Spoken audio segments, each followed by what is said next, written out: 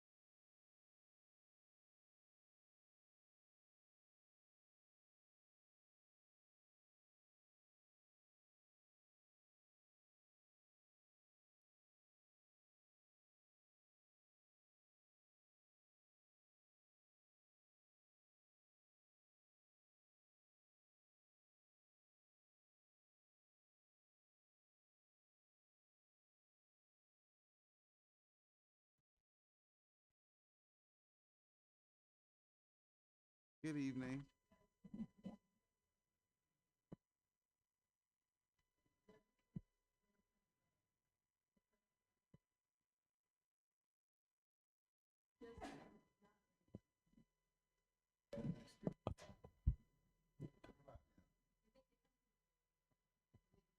Yeah, it's green. How about now? Okay, thank you. Thank you for your patience. We call this May 11th Measure P meeting to order, please.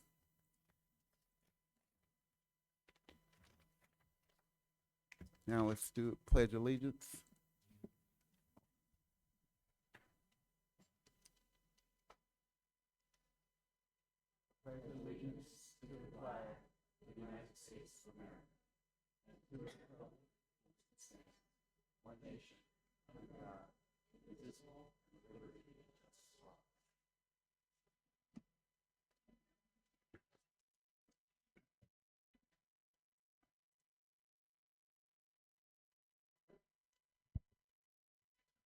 The next item on the agenda is our community forum. Roll call. Oh, Yes, roll call. Chair Jones, here. Vice Chair Briseño, Here. Committee Member Bunch, Here. Committee Member Gaddies, and Committee Member Santos. Here. We do have a quorum tonight. Next is community forum. So we did have a bunch of people fill out cards. If you are still filling out cards, feel free to come by and hand some over to me. But we'll go ahead and start with Amy. She here? Yeah, so go ahead and stand at this podium right here. There's a little microphone. And to unmute the microphone, press the push button on the microphone. Thank you.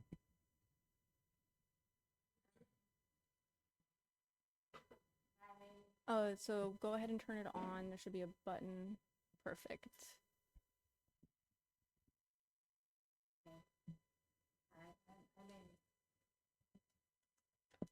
I just wanted to, if you guys already knew about this or not, but I just wanted to talk about the nonprofit centers.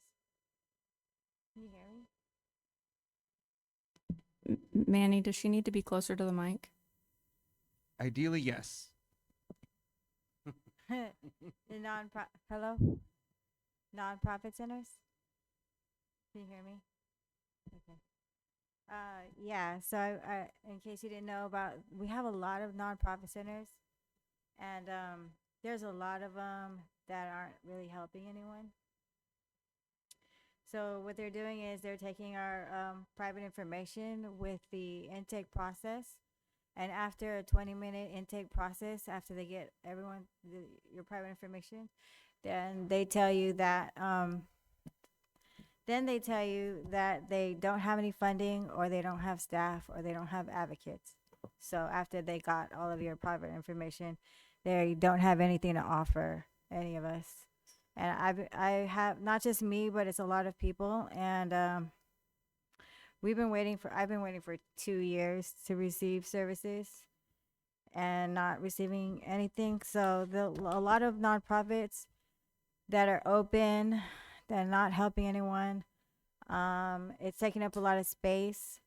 And if we got rid of some of them that aren't doing anything for anyone, it would make everyone more happy. You'll have more funding for other things. That's it. Thank you.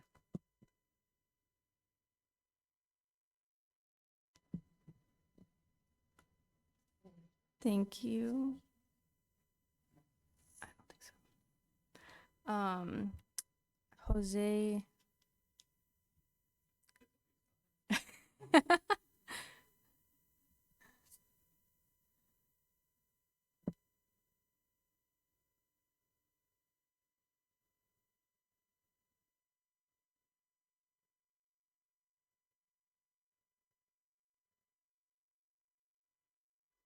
Push that button, Joey. Thank you. Jose Carizales. Same person, Benny.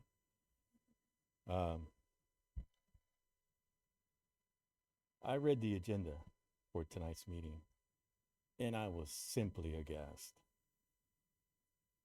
So many items that the Vallejo Police Department, in their infinite wisdom, wants you to act as an ATM machine. I must remind this committee, once again, the 9 directives that were previous city council gave.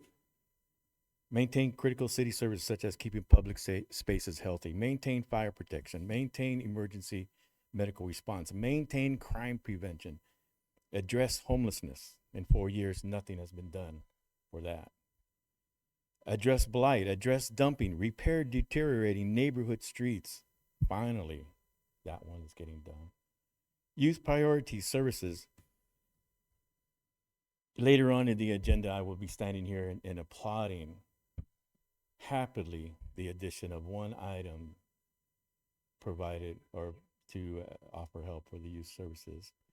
Other than that, this agenda tonight is just filled with items that just do not fulfill the citizens of Vallejo when they approved this measure. It is on record. I did not vote for Measure P. But the citizens of Vallejo voted for Measure P based on these 9 directives. And what does tonight's agenda have? An ATM machine. And that's where the political will, the strength of this committee comes into play, being able to recognize what is in the best interest of the citizens of Vallejo versus the ATM machine that the police department asked for this committee. And that's a strong willpower that you must have, because you have to differentiate, you have to weigh, you have to balance.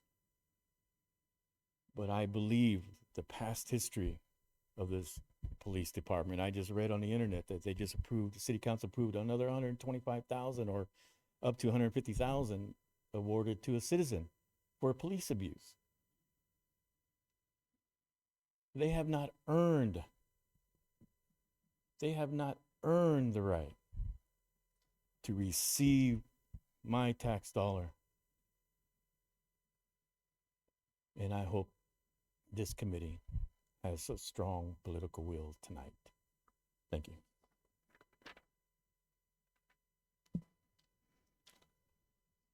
Is there anyone else that would like to come for public comment?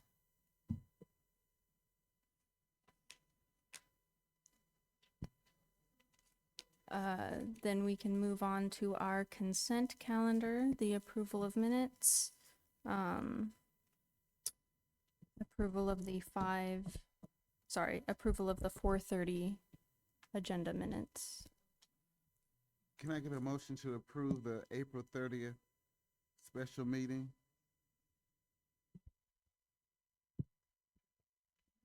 Need a high share. Can I get a motion to approve the minutes from the special meeting of April 30th, 2026? A motion to approve the minutes. I'll second. Thank you. Chair Jones, Yes. Vice Chair Briseño, Yes. Committee Member Bunch, Yes. Committee Member Gaddies. Oh, sorry. Committee Member Santos. Yes. Item passes with all present approved. Don't forget to approve the agenda. That was also for the approval of the agenda. Nobody said that. Okay, another item to approve the agenda. Let's do again? You have to Okay. just approve the Right. agenda. You only approve the minutes.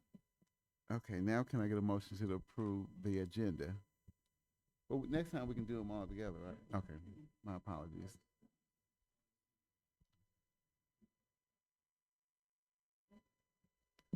I make a motion to approve the agenda. I second. Chair Jones, Yes. Vice Chair Briseño, Yes. Committee Member Bunch, Yes. Committee Member Santos. Yes. Item passes with all present approved. Next item is the report of the committee secretary. I do not have anything to report. The next item is the report of the city attorney. Nothing to report this evening, Chair and Commission. Is the city council representative here? Manny is the city council liaison line. Through the chair, the city council liaison is not present online at this time. Thank you. Next is the report of the chair and members of the committee. Chair Jones, do you have anything to report? No, I don't have anything to report. Thank you. The rest of the committee, does anyone have anything? No, thank you. We will move on to the information calendar, an update on the GVRD Greater Recreation Grants. Veronica, if you want to actually sit, unless it's easier for you to stand. I can say. Okay. Victorian. Sorry, Victoria. I've been mixing that up all day. I'm so sorry. You can use the clicker to click through your slides when they show up.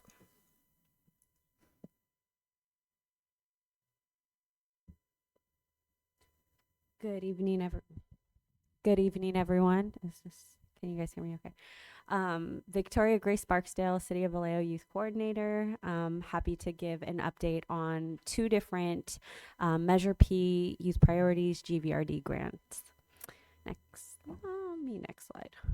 All right, so I'll run through a little bit of the background of the first GVRD grant. That was youth community grants for $125,000.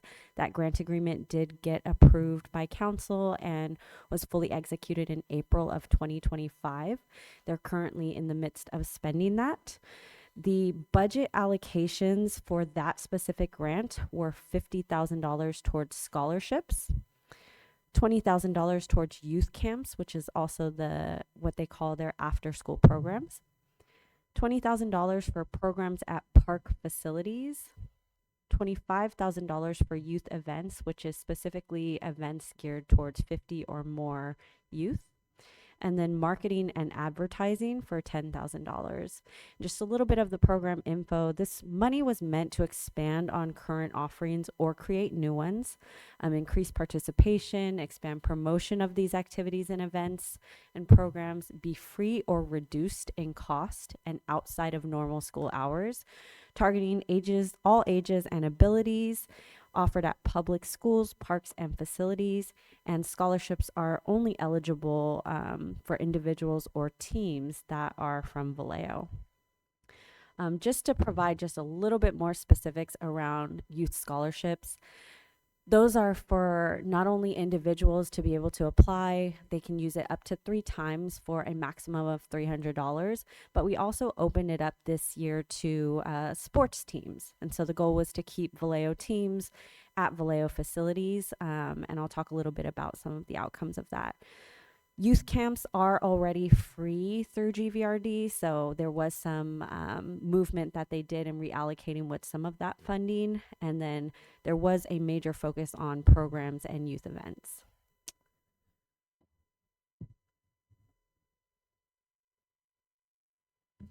So some of the highlights. To date, and GVRD did just send in their 4th grant report. I believe I'll be forwarding that to the Measure P Oversight Committee at the end or the beginning of May. So to date, we've had 212 youth scholarships, as well as 3 team scholarships awarded for youth activities. Specifically, the team scholarships have helped Vallejo Little League, so helping teams to be able to compete and prepare for that season there. Also, some of the highlights for scholarships have been for STEM programs, cooking, art and dance programs, some of the higher budgeted or higher cost programs such as recreational camps at Cunningham Aquatic Center and community centers, specifically during the summer and school breaks. So we did see a wide range of uses of these scholarships. And some of them are smaller. Some of the smaller programs are like one-time things, while the camps can run in the hundreds of dollars, and those are over several days. Youth camps, which, as I mentioned before, are their after-school programs, used minimal funding because they were already free, but they were able to fund 5 different programs, roughly 100 participants total, including seasonal break camps and sports camps. Their seasonal break camps generally run through summer or spring break or winter break. 3 to 6 subsidized programs were funded each quarter at Dan Foley Turf Fields, Callan Field, Children's Wonderland, and Cunningham Aquatic Centers, which served approximately 3,800 plus individuals. Some of these examples are cooking camps for teens, senior and teen art programs, seasonal and holiday events such as Nightmare on Glen Street, which is their trick-or-treating event, Snow Many Toys giveaway, the GVRD tree lighting, and their new mobile recreation program. And then 10 youth events, again, those are the ones geared towards 50 or more people, were sponsored with approximately 1,070 plus participants. Those are a series of Bite Night Thursday teen activations, generally at Children's Wonderland, Teddy Bear Picnic, Glow-in-the-Dark Dodgeball, Breakfast with Santa, Grinch Breakfast, new youth roundtable that they've been hosting, as well as the Easter egg hunt. And then lastly, marketing funding has been spent for outreach events. So GVRD has been tabling out in the community. They've created flyers, banners, postcards. They print out and disperse widely their activity guide every season. So right now they're on their summer activity guide is out and available, and also have included social media campaigns which help to strengthen community awareness and drive increased participation.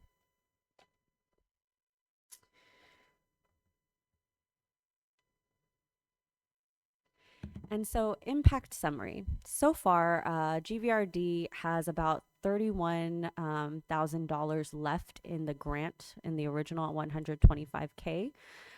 They are on schedule to spend all of that very soon. Again, we'll get another grant report at the end of the fiscal year. So at the end of July, I believe all of that money through June will be shown to you all. And just to kind of bring a whole picture impact summary. So the grant funding has specifically expanded access to youth programming by supporting hundreds of scholarships and thousands of program participants. It's enhanced a variety of different community-based recreation and events, and has maintained equitable access for underserved populations while strengthening outreach and community awareness.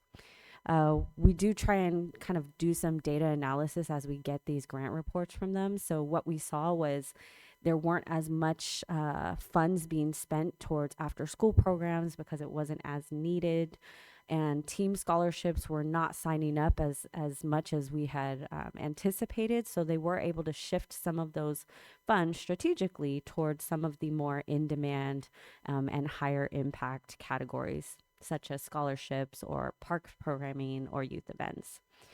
And then some of the data that was collected through these grant summaries and grant reports were used to help strategize and inform the scope and grant report requirements for the upcoming 300K public safety grant.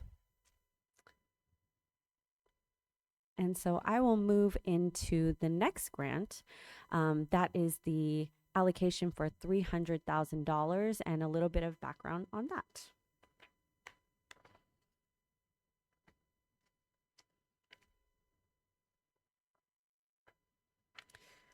So, Council last year provided some recommendations to help mitigate community violence and address public safety. Specifically, they wanted funding for up to $300,000 to subsidize program costs from 0 to 80% on a need basis for children to participate in GVRD year-round programs. Staff did have to take that proposal back to the Measure P committee. It went through the budget process through general funds. We later took that back to Measure P, received approval to recommend it back to council to be funded through Measure P funds. It again went through the two-step budget amendment process through council. Staff worked with GVRD to present that scope of the grant as well as get some feedback from council.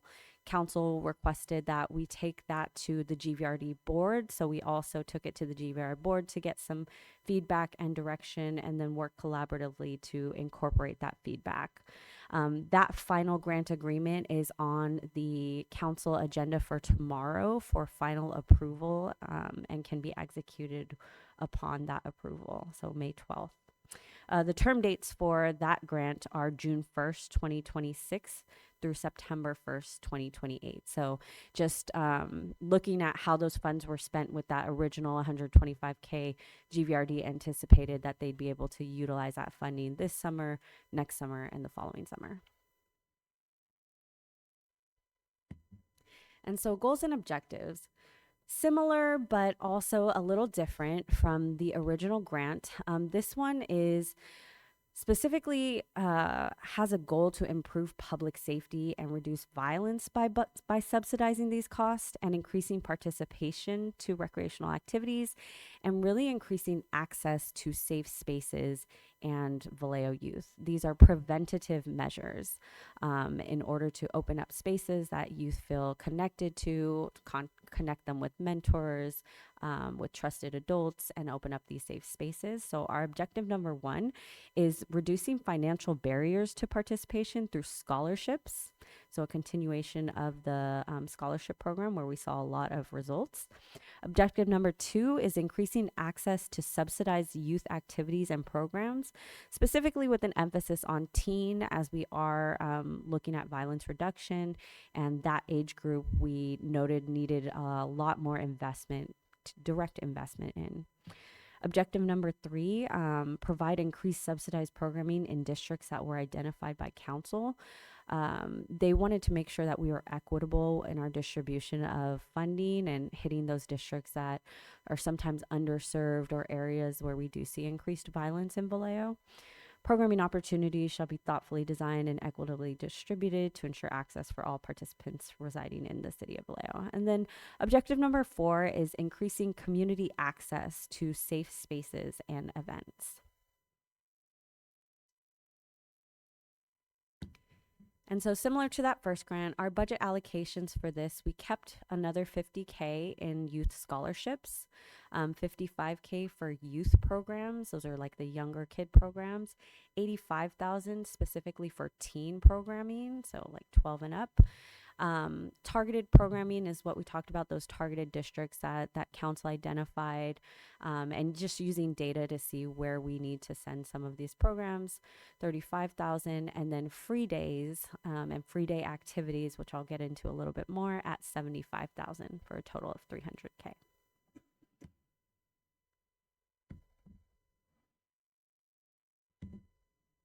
And so just to highlight some of the programming that has been discussed, it's been planned, it's currently published in the GVRD Summer Activity Guide, and we're really, really happy to be able to offer this.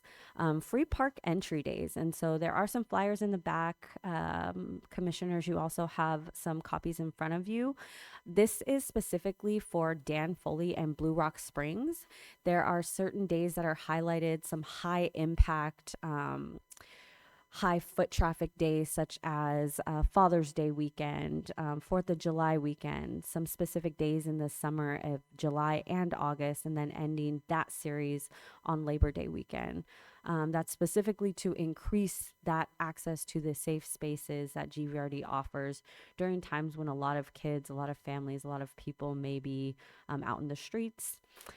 They also have a schedule out online for their free summer days. And so these are the ones that are in facilities: Franklin Sports Gym, Cunningham Aquatic Center, and Children's Wonderland. In those cases, you can show up and have free play or free swim or free entry into like Children's Wonderland.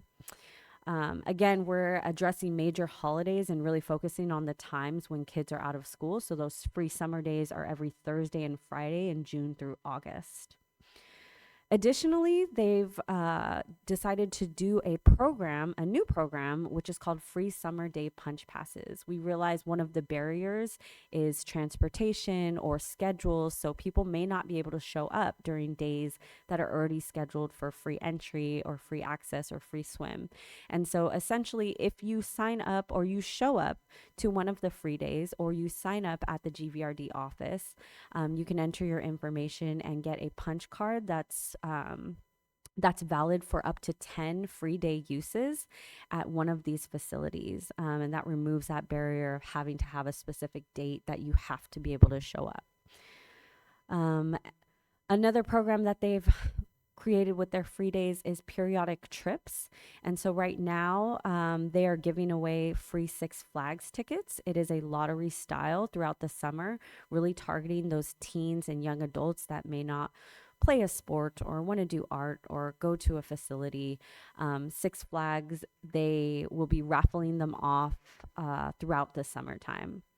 And then with the structured programs, I think originally when we talked about free days, we talked about people just kind of showing up and it be free. But we wanted to really ensure that we are able to collect data about who's accessing these programs, where they're being accessed, how often, things like that. And so by having a little bit more of a structure, by having the punch passes where people are then entered into this GVRD system, it allows them to stay more connected and informed, and then also helps us to be able to track some data.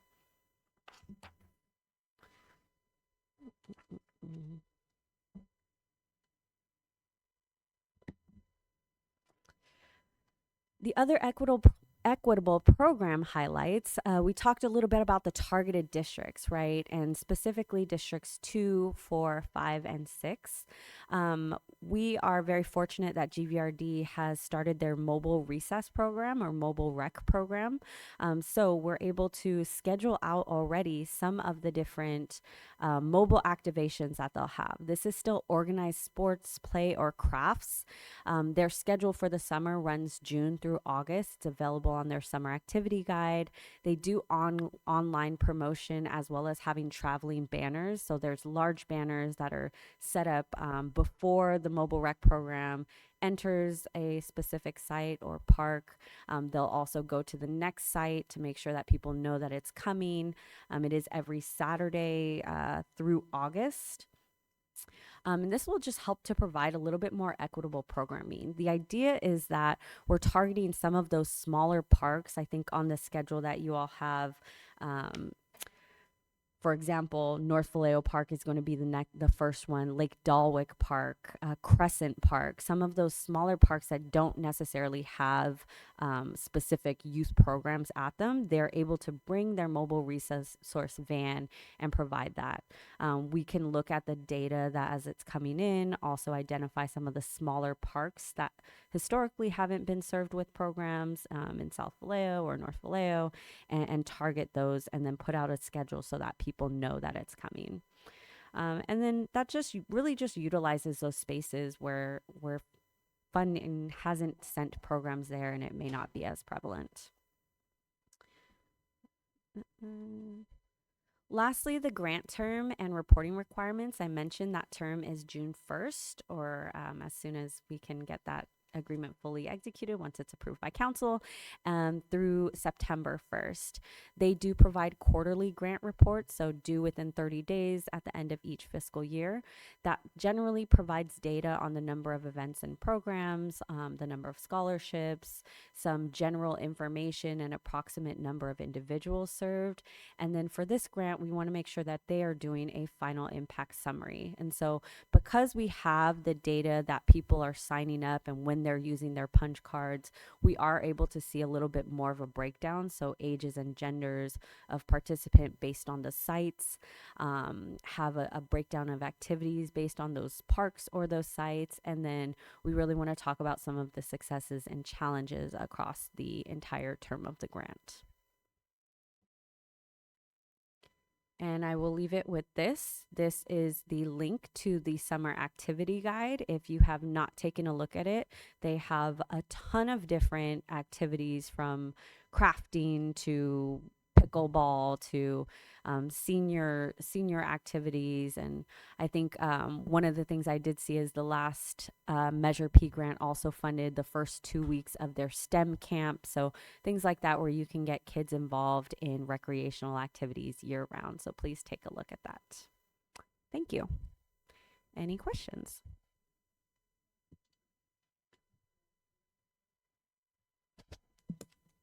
Yes. Okay. Okay.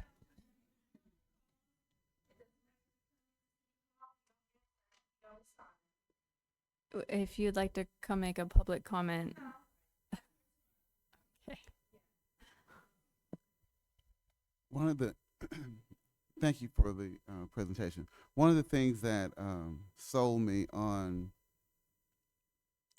my yes vote for the money going to GVRD last year was because they said, I can't think of the gentleman that was here representing them, said that because the RFPs had not been put in place for the organizations that's already doing this work, that was going to be a quicker and easy way for them to get the money.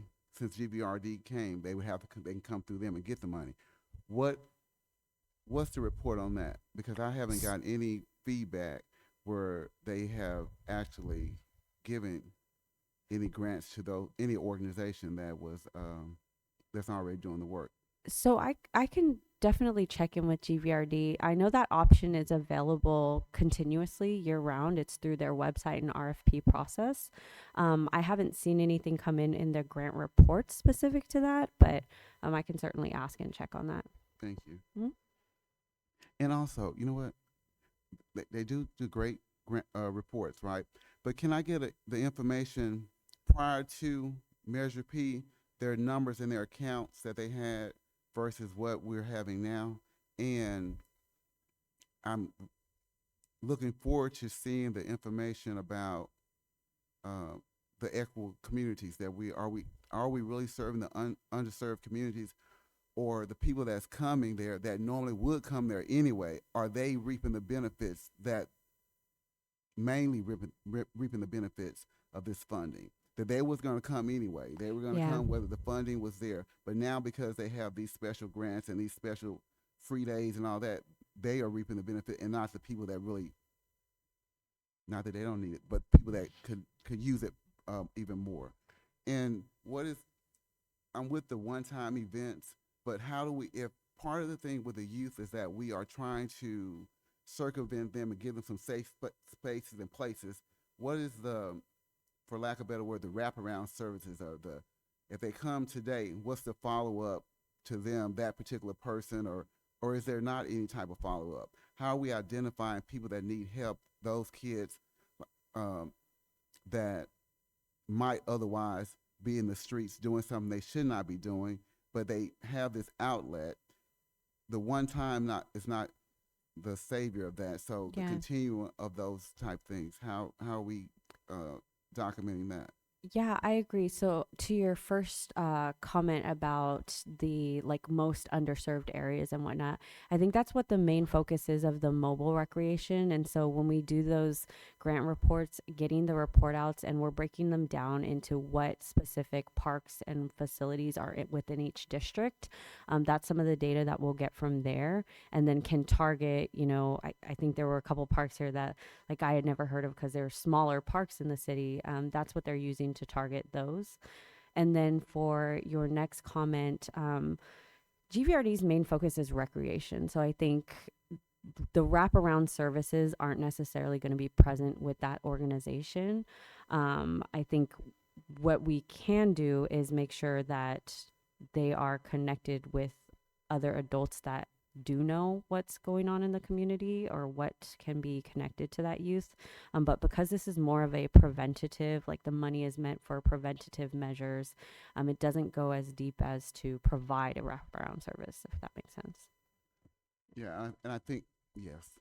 And that's probably exactly the point, because I think the money could be better used with those type of services and those organizations. Yeah. I'm with the fun one-time events or the summer events, the mobile van idea. You know, it sounds great, but I was looking. I'm like, okay, 6 times out of the summer, they're there for that one time, and I didn't see and it's new, but I'm trying to vision the major effect that would have on a park event. That money that was spent for this. Yeah, and I think this is just the programming, some of the highlights for the summertime. Obviously, this grant goes through 2028. I think some of the things that we can discuss is, there can be tabling of some of the more in-depth nonprofits that are geared towards that population to be present at some of these community events or some of these engagements, such as the mobile recess. But yeah, we will definitely discuss that with GVRD. Thank you. Mhm.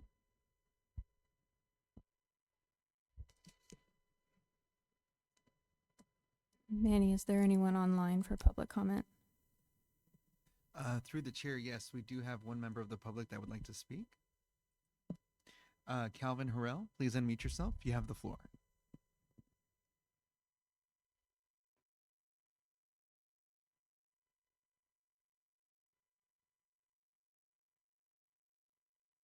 Calvin, I'm not seeing any sound come from your system. Do you want to double check your audio settings?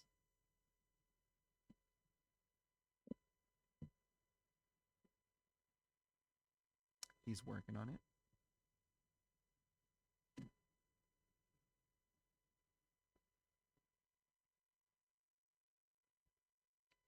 I cannot hear a thing right now. I'm trying to figure out why. There you go. We hear you loud and clear.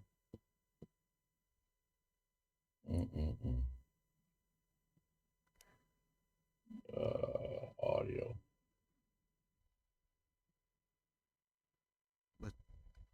Hopefully he sees the timer.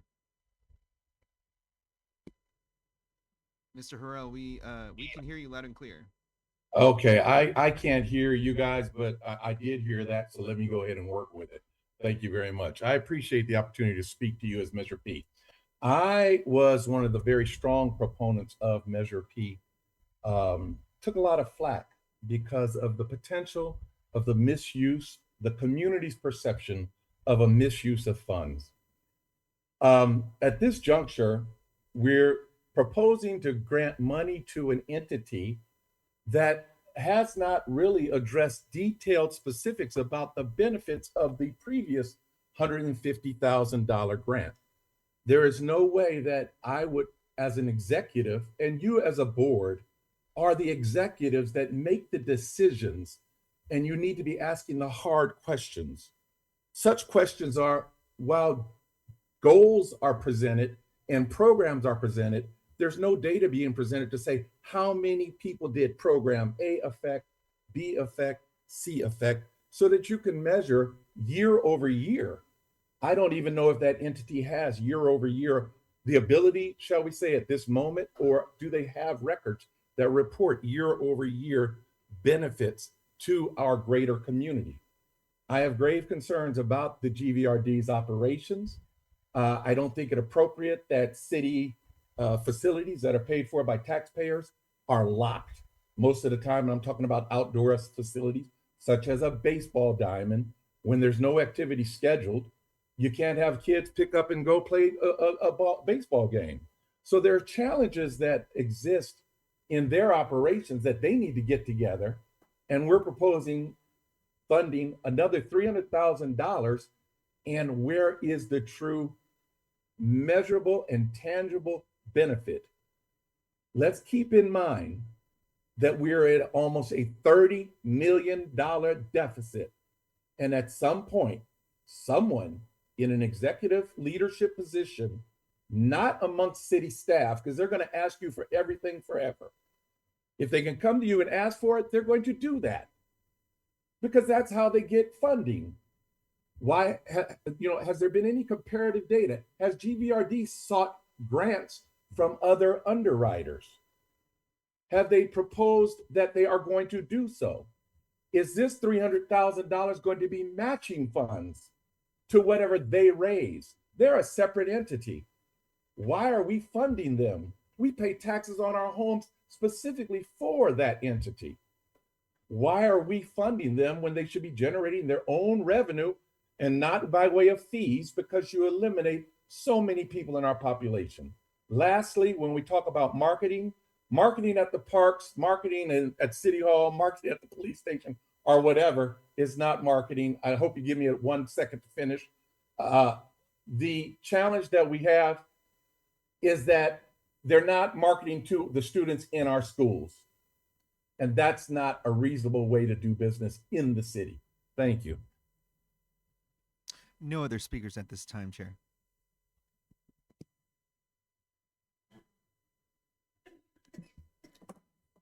Thank you. I think we can move on to the action calendar.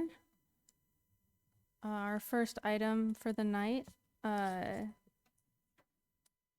adopt resolutions recommending, or in the alternative, not recommending, that the City Council authorizes Measure P budget be allocated to fund 1, the purchase of outfitting of police and public works fleet units, 2, security services, and 3, janitorial services in fiscal year 26-27. You will vote on these 3 items separately.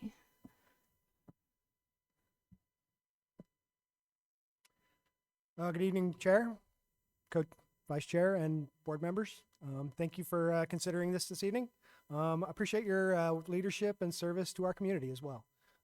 My name is Brad Jobe. I'm the Public Works Director. I've been on the job for a total of 8 days starting today. So I'm not terribly familiar with this agenda item, but I am familiar with the issue at hand, and that is that we have a fairly significant budget deficit. And therefore, this evening, you're going to be hearing several requests to help make up for that budget deficit. And I would offer that all of the things that Public Works is posing all fit within the bounds of what Measure P was passed for. So first off, we're asking for $762,000 to replace and outfit a number of police vehicles and 2 Public Works vehicles. And so it's worth noting that that is to purchase the vehicles themselves and install red light sirens, striping, and make it look like a police vehicle. That doesn't include all of the IT and radios and everything else, and that's a separate request. And so all of those vehicles have either been the result of an accident or they're just at the end of their useful life. The same story with the 2 Public Works trucks. They are just worn out and at the end of their useful lives as well. Those 2 trucks are used to serve the encampment cleanup, and so they also fall in line with the purpose behind Measure P. Second request is for security services. Oh, and here's a list of them. And there's the 2 Public Works vehicles. Yep. I'm sorry. Thank you. And so second request is for security services. And so this would be to provide security services for City Hall primarily. And so we're benefiting from that service this evening. And so we need to continue that on to have a safe and inviting place for the public to meet and for the council to hold its business. And the third request is to continue supporting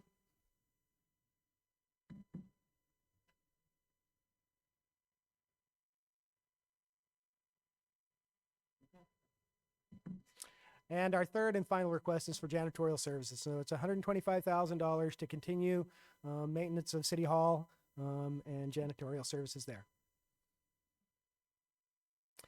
And so that concludes my my presentation. Happy to answer any questions that you might have.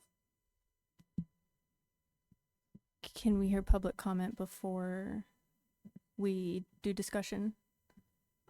We do have Jose for public comment. I know better.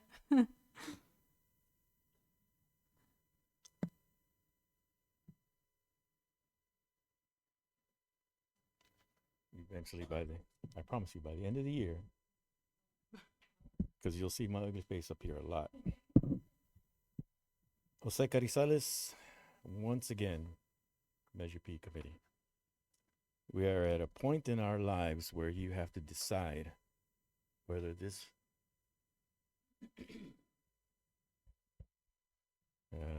I have to be nice in my words because this is a public meeting, whether this use of my tax dollars is sufficient or qualifies under the Measure P. To use the excuse of encampment cleanup as one, it is really is insufficient. Is really insufficient. Encampment cleanup is a phrase that can be used for anything.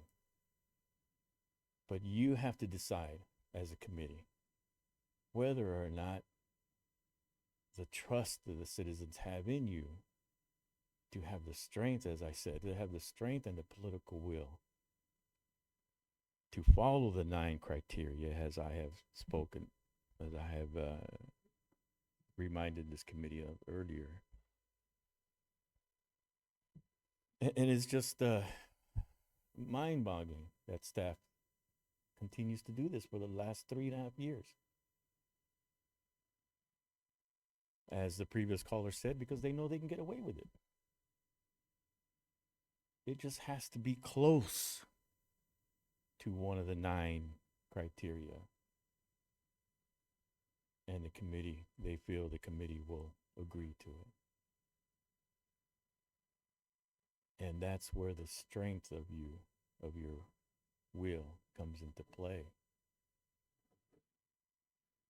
That's where the strength in beginning the process of the citizens of Vallejo to trust you in your decision-making process, that you will not bend over backwards simply because they are who they are. This item should come before, as all the most of the Vallejo Police Department items should really be before the city council. Let that burden fall on their shoulders, not yours. Maintain the trust and the belief that the 17,000 citizens who voted in favor of this measure gave in you for the 9 criteria. I failed to see which one of the 9 that I don't see the purchase of trucks here. Maybe that should be number 10. But I respectfully ask that the Measure P committee maintain the trust and stay with the 9 directives. Thank you. Is there anyone online for public comment? Through the chair, no speakers currently signed up for this item at this time. Thank you. Thank you for your presentation. I have no questions. Anyone have any question or comment? I have a question about the security and janitorial. What it is all about? Is this a salary or what?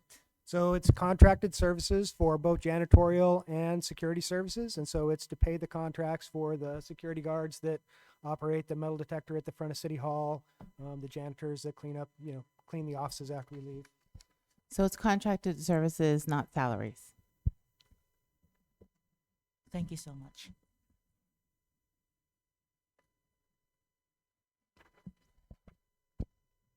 The vehicles. Some of them don't even look that old. I bought older cars recently for family members. So, what's the current state of these vehicles? How many miles are on there? Why are they on here? Why, one's less than about 5 years old. So I don't have specific knowledge about the individual vehicles, but I did speak with the fleet manager and with the assistant chief police, and both of them said that the majority of the newer vehicles were due to accidents, and so they've been in an accident of some kind and are basically totaled. The older vehicles have they're at the end of their useful life. They just have too many miles. The two public works pickups, same story. They are just so many miles that they are no longer reliable. So for the ones that were in car accidents, why don't we have insurance? I believe we're self-insured.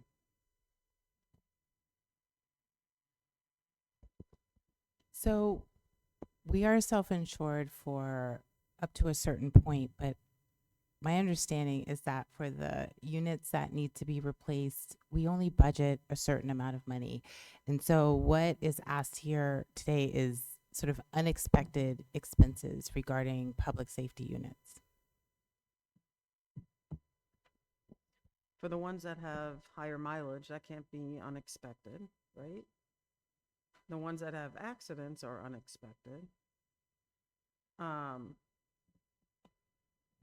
That's why, I mean, I don't even know if there's enough information here to even make a decision. Who knows?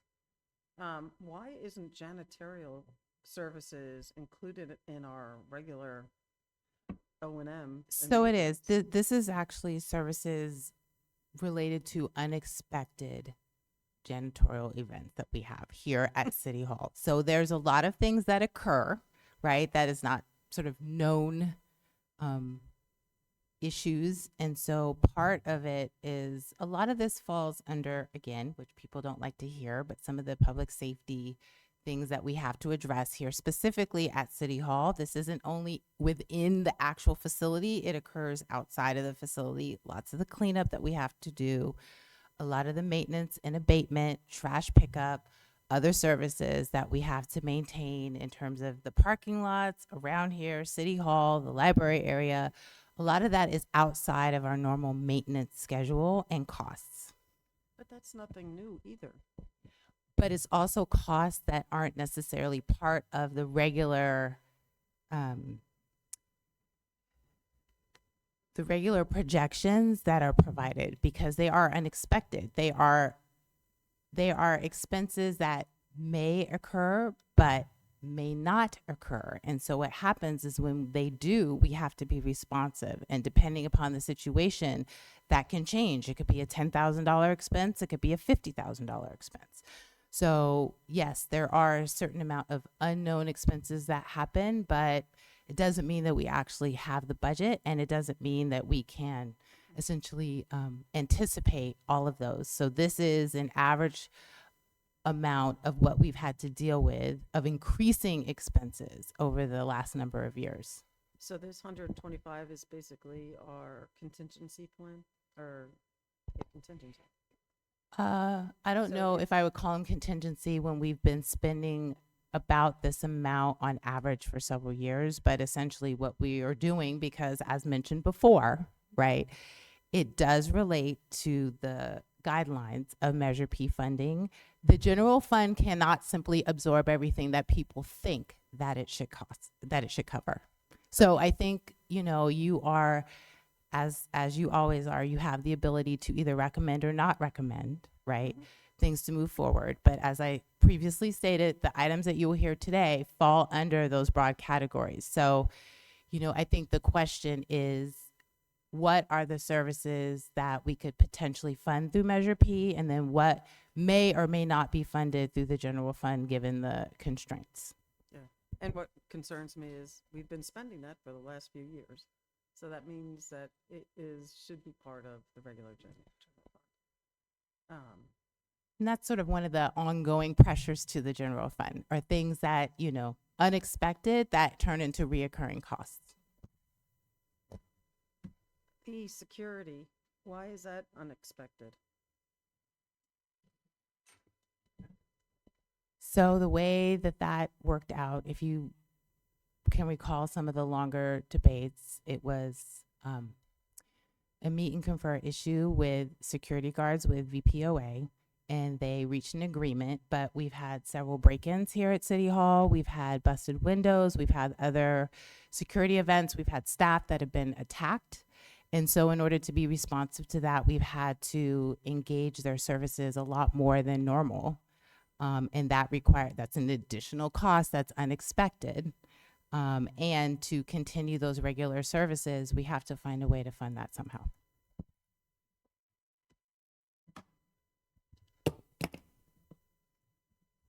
Thank you. Any more comments or questions? Can I get a motion? Are we doing these separate? Yes.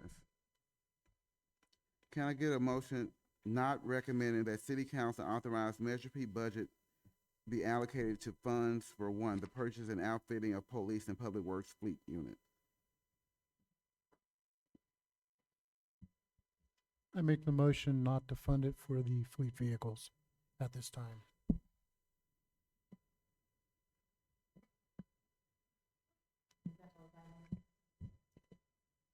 Well, we was told we had to do one at a time, but we could all probably do them all at the same It's time. the 967 to purchase. And One. 762. what? It's 762, right? That's what I'm saying. Fleet Yeah, there are two vehicles. items total of 9. So there's a 7. Through the chair, please remember to turn on your microphones. It's lumped together Oh, on here. Yeah.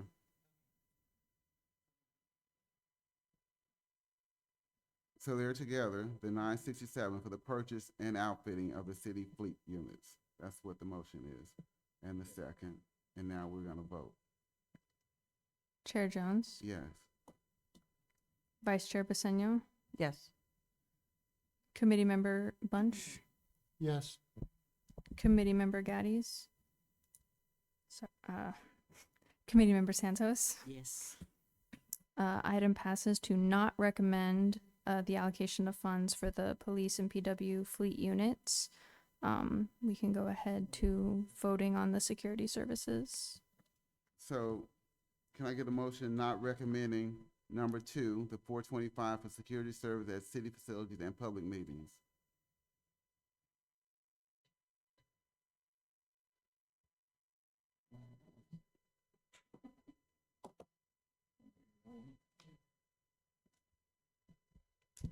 I make a motion to not recommend the city services for janitorial Number 2. Security.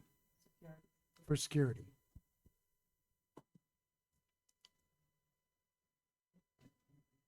Can I get a second?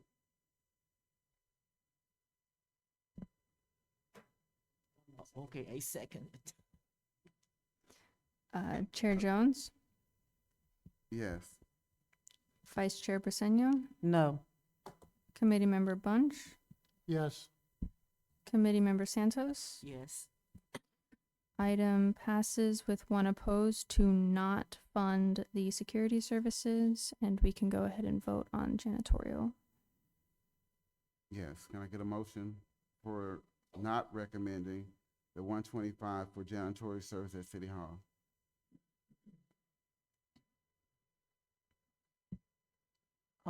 Motion that.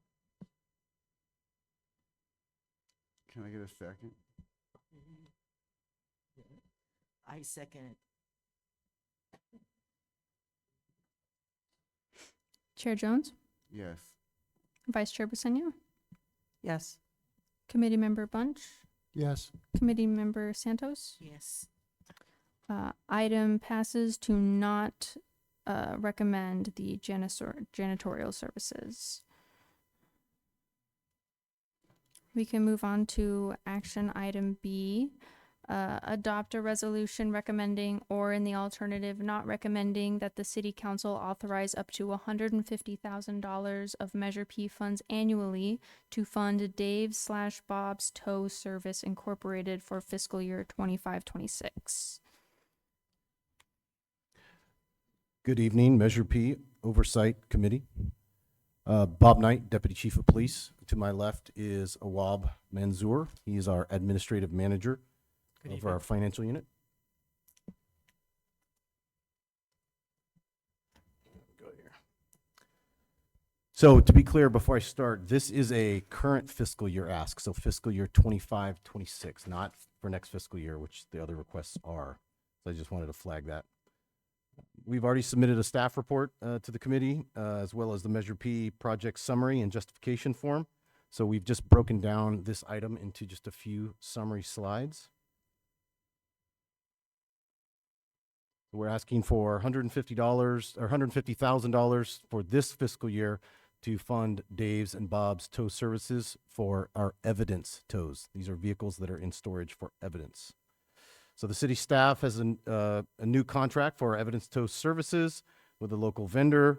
The main fiscal change from when this item was budgeted for at the fiscal budget to when we signed the contract is the amount went up from $5 per vehicle per day to $10 per vehicle per day.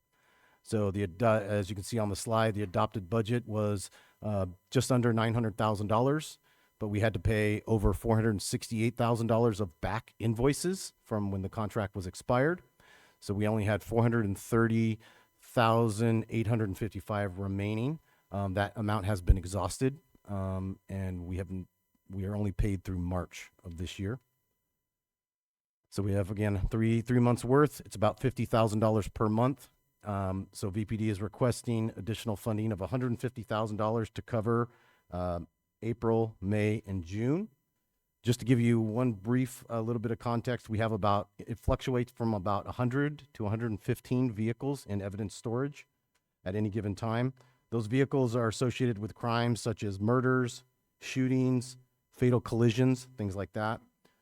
Just so you know, as we go into this next fiscal year, we have been working with the city attorney's office and the district attorney's office diligently to get many of those vehicles released. The police department wants to release many of those vehicles, but we have to have certain sign-offs from either the district attorney and the city attorney's office to do so.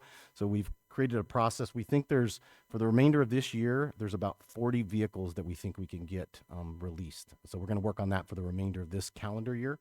So that's some promising news. So that is staff's presentation. Do we have any online public comment? Through the chair, currently do not have any members of the public signed up for this specific item.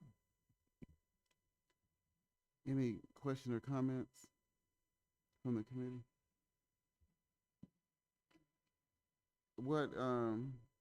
I don't know. I'm reading it says annually in here. And so in my mind, that means you're asking for Measure P to provide this every year, even though it says for the fiscal year 2025. So I think that annual need to come out. So we have expended, so we have, what was left in the budget was $430,855, and we need $150,000 just for this fiscal year. So it ends June 30th.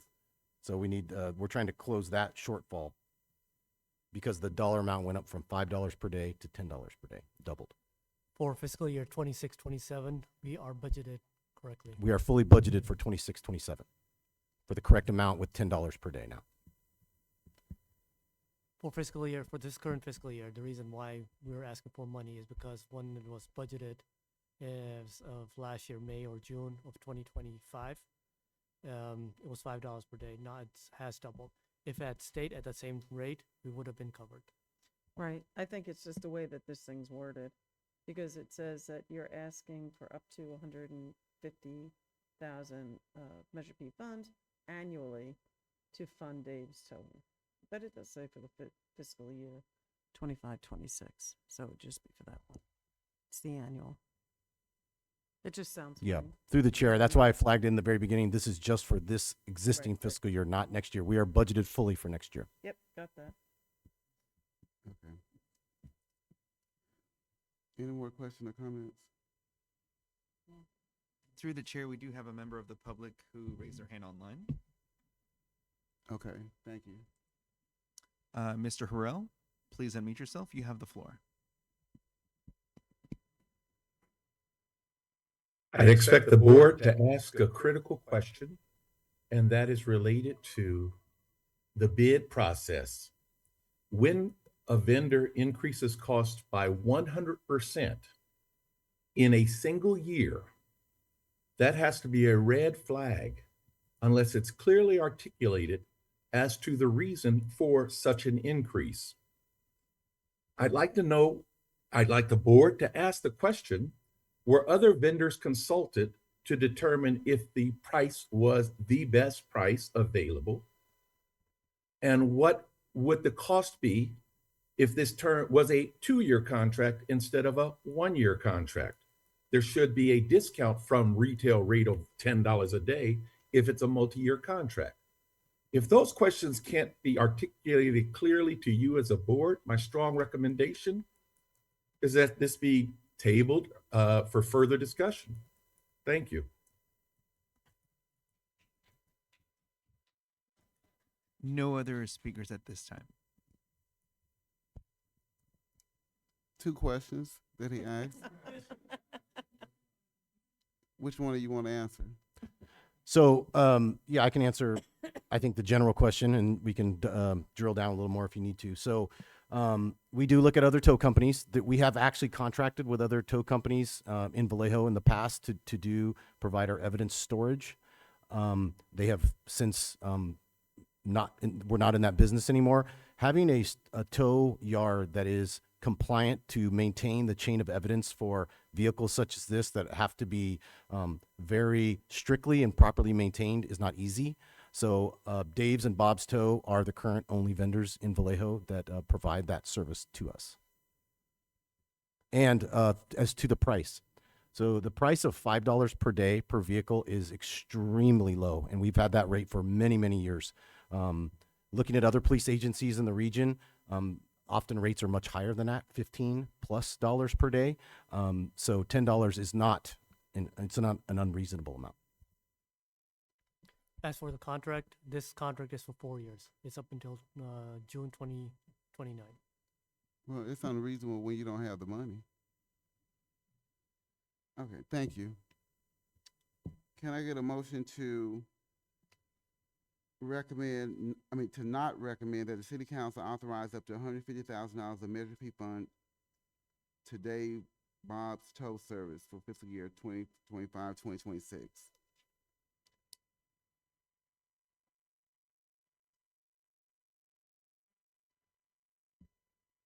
I'll motion it.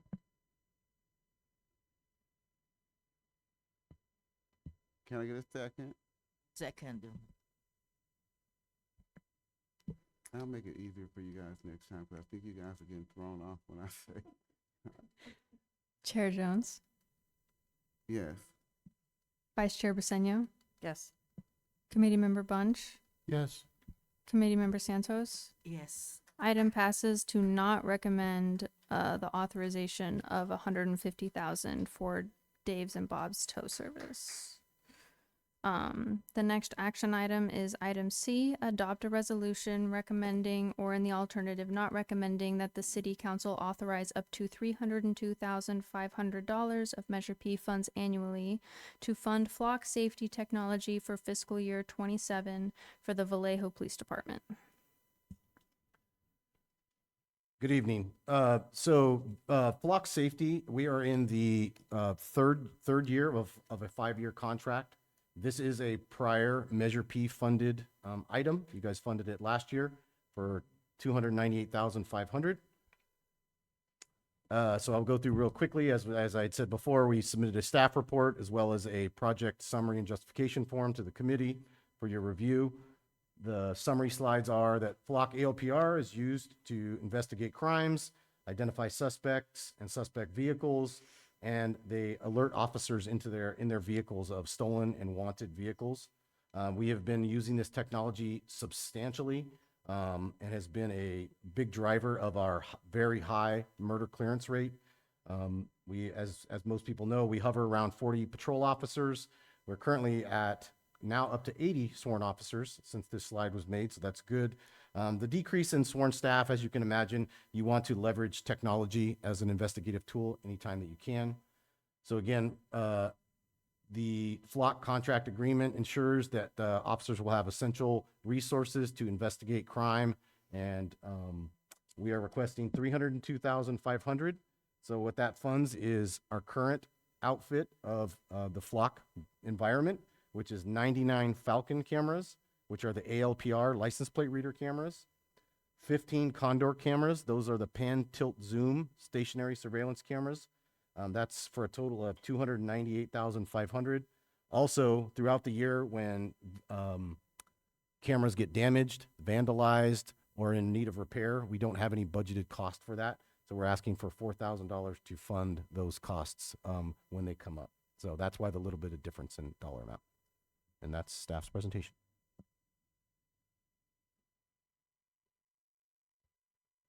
Any public comment? We actually do have quite a few public comments on this. We'll start with Jose.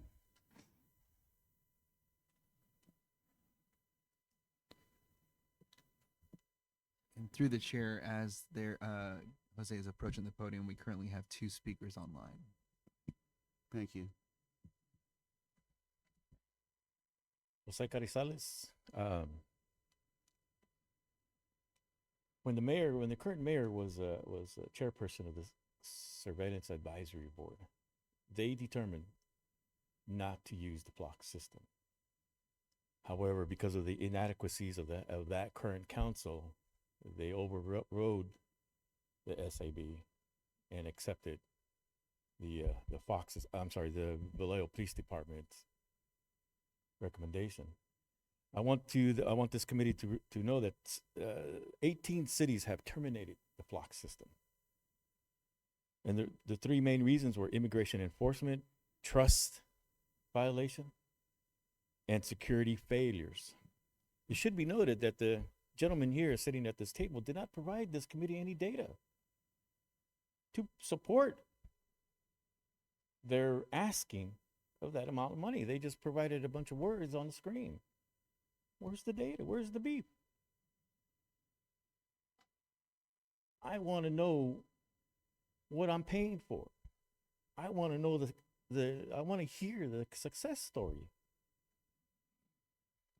They chose, whether intentional or purposely, they chose not to inform this committee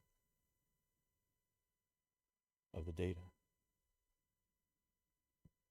The cities nearby, Mountain View, Santa Cruz, Los Altos Hills, Santa Clara County, they all terminated the flock contract. And it's not this committee's fault that there are only 39 officers on patrol. It's not their fault. It's the fault of the Vallejo Police Department and all their inadequacies as a department. It's well documented. I've lived here 14 years, a 14-year history of their quote unquote behavior.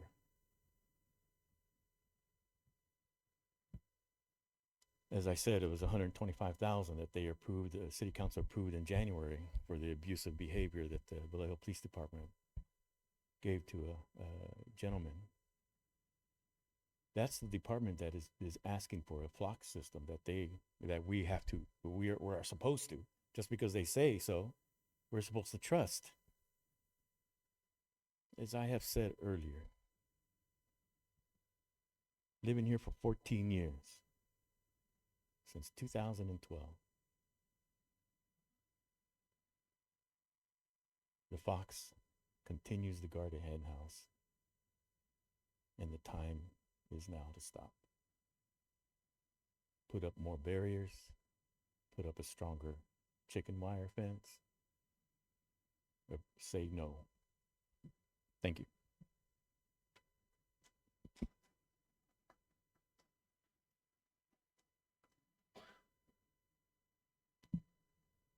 Elton Dodds.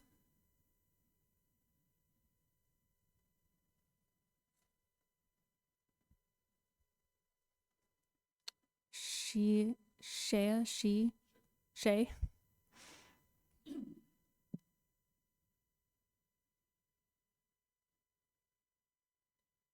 Good evening, committee members. I'm Shay Grove. I'm a Vallejo resident, and I heard this was going to be on the Measure P agenda for tonight. And I've heard so much about flock, not just from community members, but on national TV, on John Oliver. So many concerns from so many different cities, and just egregious violations of our everyday rights. Not to mention, it's supposed to keep us more secure by enabling law enforcement to surveil us, but there's almost no security on flock surveillance. In fact, there's so many videos on YouTube that show you how to gain access to massive amounts of flock cameras. Anybody can gain access to any of these cameras with just a simple search of a how-to on the internet. In addition to that, there's nothing preventing that data from being shared with ICE or any other federal agencies. There's no agreement with Flock that we would hold them accountable to, and it leaves us liable for that type of violation of our neighbors and our citizens here. In February 2026, the city of Mountain View was forced to abruptly shut down its entire network of 30 Flock cameras. They discovered that Flock had, without authorization, enabled statewide and national data sharing, granting federal agencies, including ICE and Border Patrol, access to local data. Right now, Flock is facing a massive class action lawsuit in this state for violating SB 34, which strictly prohibits sharing this data with out-of-state and federal agencies. Even in California, Attorney General has had to sue cities over these exact violations. Vallejo cannot afford to entangle itself with a vendor that actively feeds surveillance to deportation pipeline and bypasses these local protections.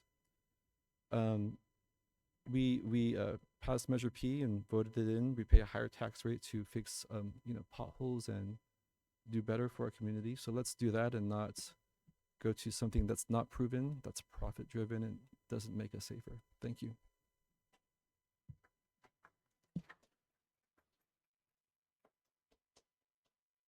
Sean?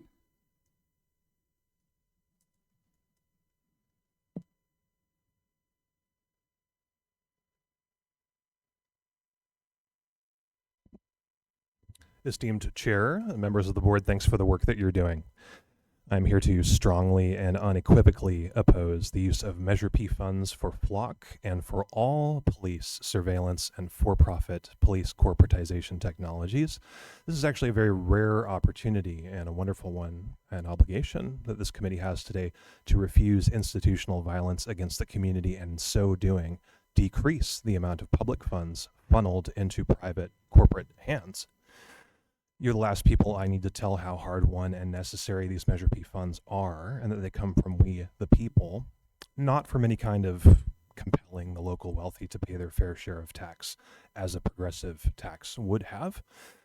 We'll get that progressive tax in time. For now, this committee is entrusted with that important charge of determining what to do with the people's money. In the big picture, there's so much that we government can do and we, the people, grassroots can do to increase community security through stronger social bonds, mutual aid networks, support networks, grassroots programs, locally focused economics, community grant funding, mental health crisis response, reduction of poverty and desperation, the latter of which leads to and worsens serious crime. These priorities enrich communities in the long term, but none of them increase the interests of short-term private wealth extraction and private profit. So to fund for police privatization and police corporatization takes us in the opposite direction from that would-be community investment.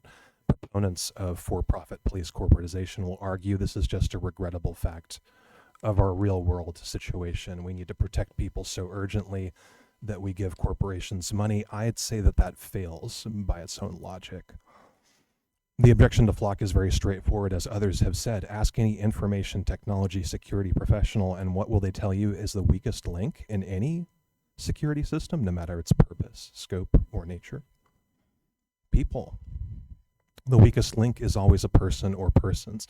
So if you can imagine it, it will happen. It has happened. Everything from opportunistic misuse of police surveillance for stalking, to the falling of Flock and VP data into the hands of ICE, to the appropriation of sensitive data by specific individual members of VPD, Flock, or ICE, who are themselves members or affiliates of right-wing extremist groups.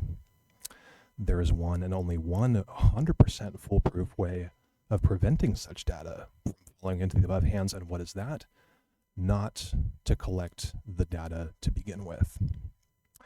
Incidentally, I would recommend to this council, if you're not familiar with it already, a resource that is as memorable as it is useful. Check out haveibeenflocked.com. That's FLOCKED. Haveibeenflocked.com. Thank you.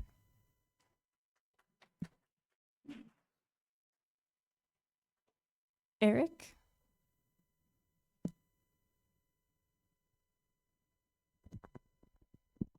My name is Eric McGarn. I'm a Vallejo resident, and I'm going to spend the next almost 3 minutes playing the video from Ben Joran and 404 Mia. This flock camera leak is like Netflix for stalkers. A few weeks ago, using a commercial search engine, I very easily found the administration interfaces for dozens of flock safety cameras. I shared this information with 404 Media, and with John Gaines' help, that number quickly grew to nearly 70. None of the data or video footage was encrypted. There was no username or password required. These were all completely public-facing for the world to see, and some of them still are. You don't have to be an expert to find and gain access to this. You don't even have to type anything in to see every single person, vehicle, and activity that took place in these locations in the last 31 days. Whether you wanted to watch this footage live in real time or look at footage from a month ago, you could just point and click your way to it like you were watching Netflix. You could even open up the live streams in VLC or cast it to a television. Making any modification to the cameras is illegal, so I didn't do this, but I had the ability to delete any of the video footage or evidence by simply pressing a button. I could see the paths where all of the evidence files were located on the file system, and I could see their hashes and signatures. Some of the devices we saw were the familiar looking Falcon cameras that you see all over the country, but the majority of these were Flock's new Condor cameras, which are designed to detect and track people. They're PTZ cameras, meaning pan, tilt, zoom, and they quite literally use AI to zoom in and follow you around whether you're a person of interest or not. In just the time that it took to count and verify these vulnerabilities, I saw a family in North Carolina load their infant and a bunch of merchandise in a Lowe's parking lot. And I suppose one could cross-reference their license plate with the Park Mobile data breach and find out exactly where the garage is that will store these new fancy tools. I watched a man leave his house in the morning in New York. I watched a woman jogging alone on a forest trail in Georgia. This trail had multiple cameras, and I could watch a man rollerblade and then take a break to watch rollerblading videos on his phone. How? Because the camera's AI automatically zoomed in on it. Just like it zoomed in on a couple arguing at a street market in Atlanta. So what? They're still anonymous, right? No, they're not. Within 2 minutes of open source intelligence using a commercial facial recognition engine, I found out that one of them just finished medical school and the other is dealing with chronic irritable bowel syndrome. The couple also just had a baby last year and they have a pretty concerning debt to income ratio. I also know that they drove over 45 minutes from their address in the suburbs to attend church in Atlanta that morning, and then they checked out this market and bought a sweater. I watched a law enforcement officer and ambulance escort a man having a mental health crisis in Iowa. I know this because the Cedar Rapids Police Department maintains a public database of every single emergency call in the city, as well as daily arrest reports with individuals' names. Thank you.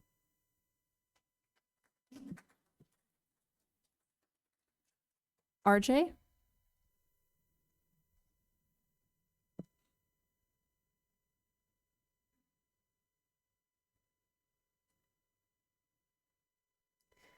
I hope you can hear me through my mask. My name is RJ, and I recently moved to Vallejo in District 5. I'm here to ask the committee to carefully consider what it means to recommend $302,500 of Measure P tax funds to the Flock mass surveillance contract for the upcoming fiscal year. Elaborating on the complex, stunning history of Flock, not just in Vallejo, but with the entire United States, would take more than 3 minutes, so I'll do my best to be brief. State-sanctioned surveillance, is a rampant, out-of-control issue at this time and is only becoming more controversial, which can be seen by simply looking to nearby cities and counties such as Berkeley, San Jose, Oakland, El Cerrito, and the whole of Sacramento County. While Flock tells the public their cameras don't detect people, faces, gender, race, a claim that can be seen on Vallejo PD's own Flock transparency page, their patent language makes it clear that this is a lie. Flock's patent states that the neural networks in their cameras are capable of categorizing people based on height, weight, race, gender, clothes, and accessories worn like backpacks, and even animals brought with them. There are significant civil liberty concerns around ALPRs, including the automatic tracking of data of the general public, i.e. non-suspects, and the high abuse potential of any mass data collected, including stalking. When VPD and City Council signed the most recent Flock contract, they knew how much it would cost and that the funds would need to come from somewhere. Evidently, VPD seemed to know the city budget at its current deficit would not be able to handle that, So when told by city staff to identify if Measure P funds could cover their costs, they seem to have jumped at the opportunity and threatened to freeze police positions, that's mentioned in their staff report, if rejected. It's important to note the 25-26 adopted budget allocated 39% of the general fund to police already, in the higher percentile of average city spending. The mayor herself said on the May 5th special city council meeting that she is uncomfortable with the idea of using Measure P funds to fund Flock and similar technology initiatives, and that Measure P should not be used as a crutch for such things. The Flock contract should be suspended altogether, at least until Vallejo is able to complete an independent data audit, as has been discussed repeatedly for several years since it was discovered that Vallejo was in violation themselves of Senate Bill 34. That was in 2023 and 2024. As mentioned previously, this committee has quite an opportunity to make a very rare decision in, well, contributing towards the stopping of the sharing of mass amounts of data with ICE and other such organizations. Thank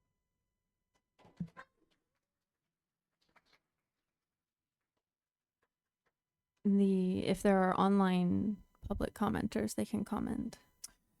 Thank you, Madam Secretary. We have 3 speakers. First speaker, Jay.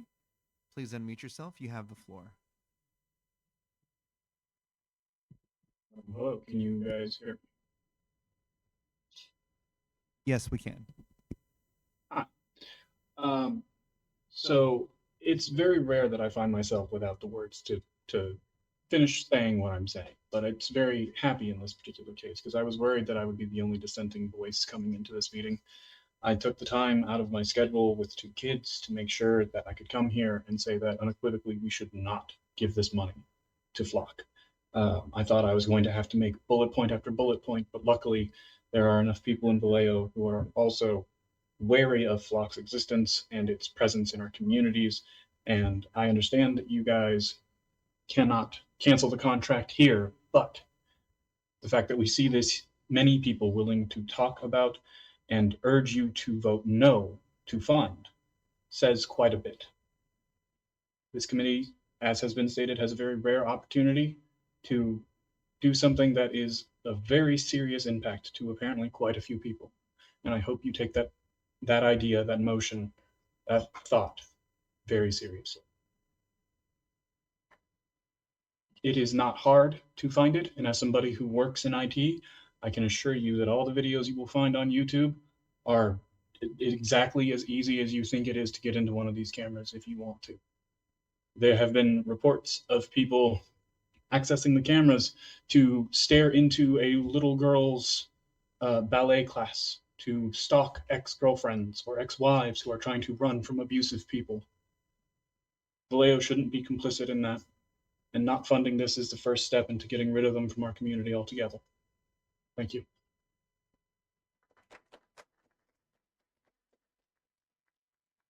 Next speaker, Sun. Please unmute yourself. You have the floor. Yeah, hi. My name is Mercedes. I lived in various areas of Vallejo. Today, I'm representing SUN, or Solano Unity Network. We're a mutual aid network that has been operating in Solano County for 6 years, since 2020, the same year that Vallejo PD murdered Sean Monterosa. We are deeply passionate about protecting our community from police terror and want to voice our opposition to any contract between Flock and our communities. We alone have thousands of followers who can't be here or call in tonight. It's just not accessible for everyone to be able to do this. But along with them and the other cities in California that have been doing it, we're calling on you to cancel that contract. And I want to, with my community, also play a little bit of the YouTube video so we can continue to educate ourselves on the dangers of Flock. Thank you. I'm going to be playing it now.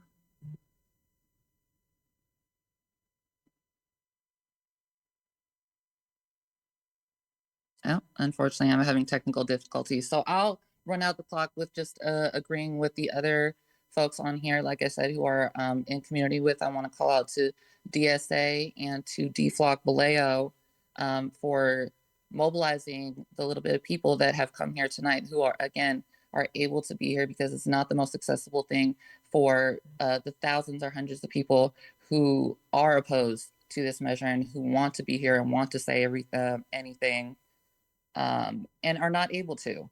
So I'm hoping that I can show you guys that there are communities, that our communities do not want to be surveilled.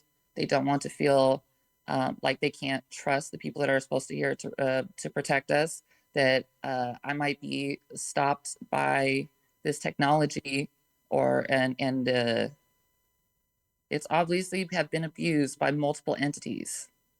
So if you can take that step, no more funding to Flock, cancel the contracts altogether, and let's come together as a community and we keep each other safe, not the police. Thank you.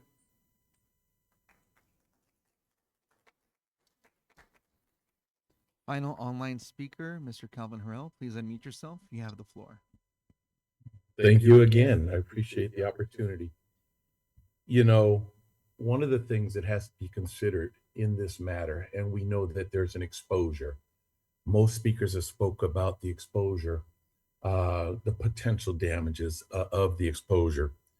What we have to measure is how effective has the system been in this city.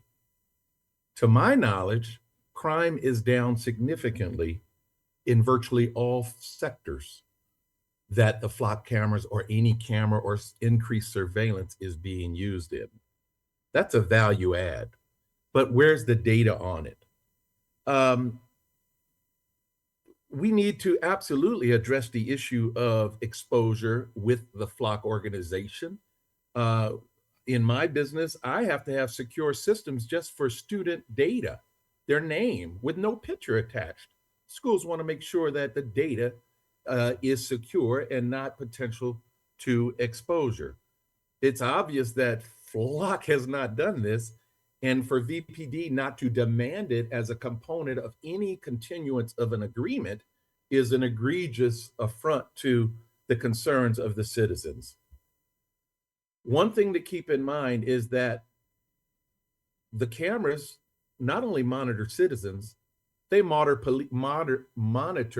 police activity as well. So it has a dual function, and all we can see across the city is that crime is down on both the part of the citizens and the part of the officers. I recognize that we've got new officers and they seem to be better officers at this stage, but the reality is they're being monitored through these same systems. So this is a real, this is a toss-up in my mind. The concerns are legit. The technology needs to be addressed, but the technology has proven its value already. Thank you.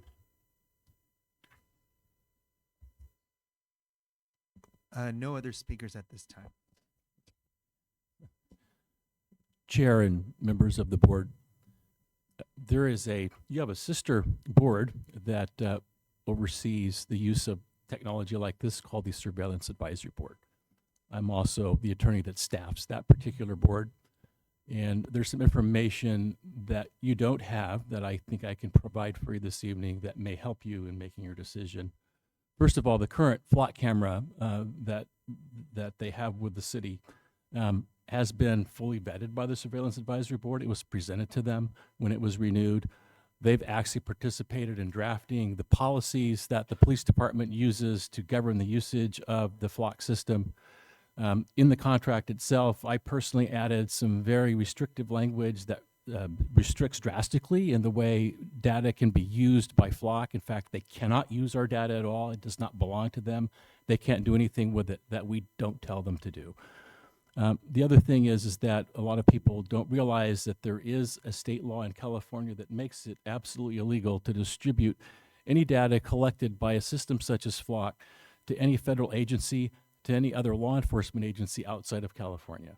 So the Vallejo Police Department does not do that.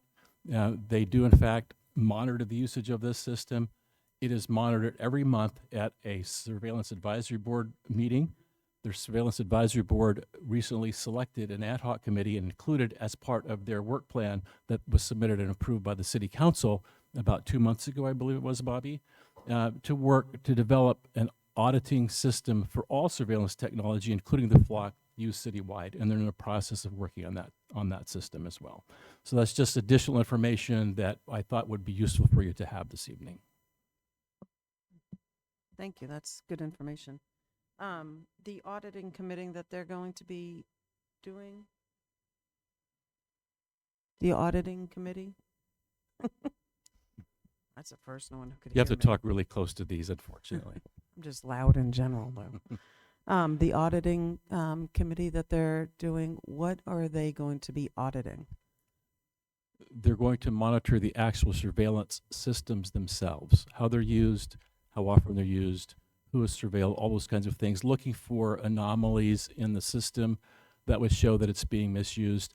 There are systems in place, and DC Knight can probably tell you about them a lot more than I can because I'm not as familiar with the technology, that they track the use of the systems now. Yeah. Do you guys go under a SOC audit? What type of audit? A SOC audit, which is really trying to look over your operations and your systems to make sure that they're secure, in order to protect everybody's data. Yes. So Or they SaaS are even. secure. I don't know if it's, SOC, as you said, that's could a be new term SaaS, for me. SOC, does- But some of the speakers spoke about some breaches that they had seen on YouTube. I'm unaware of any such breaches having occurred in the city of Vallejo. If they did occur, I'd like to know that tonight immediately. So that has not occurred to my knowledge. Also, as Mr. Reisner mentioned, we have a very unique contract with Flock. It was specifically negotiated that we have certain parameters, and that's why we included in the staff report packet, specifically section 4.3 and 5.3. It references our department policy. That was a policy that is very comprehensive and restrictive that we worked on with the Surveillance Advisory Board, and that policy is referenced in our actual contract. So they can't do anything, Flock cannot do anything with our data or anything with their technology that does not abide by our policy, which is available online and for the public, they can see it. It's very progressive, and it's a very comprehensive policy. So I just wanted to let you guys know that. Yeah, I did read the contract, and I did read the contract and saw that. I'm not having a very good relationship with this thing. The other, regarding breaches and security, I'm assuming you're the IT guy? Are you the IT? No? No? The IT guy back there? What type of monitoring are we doing for all of the security and breaches in general for Vallejo? So it's not only systems, but it also goes into these cameras.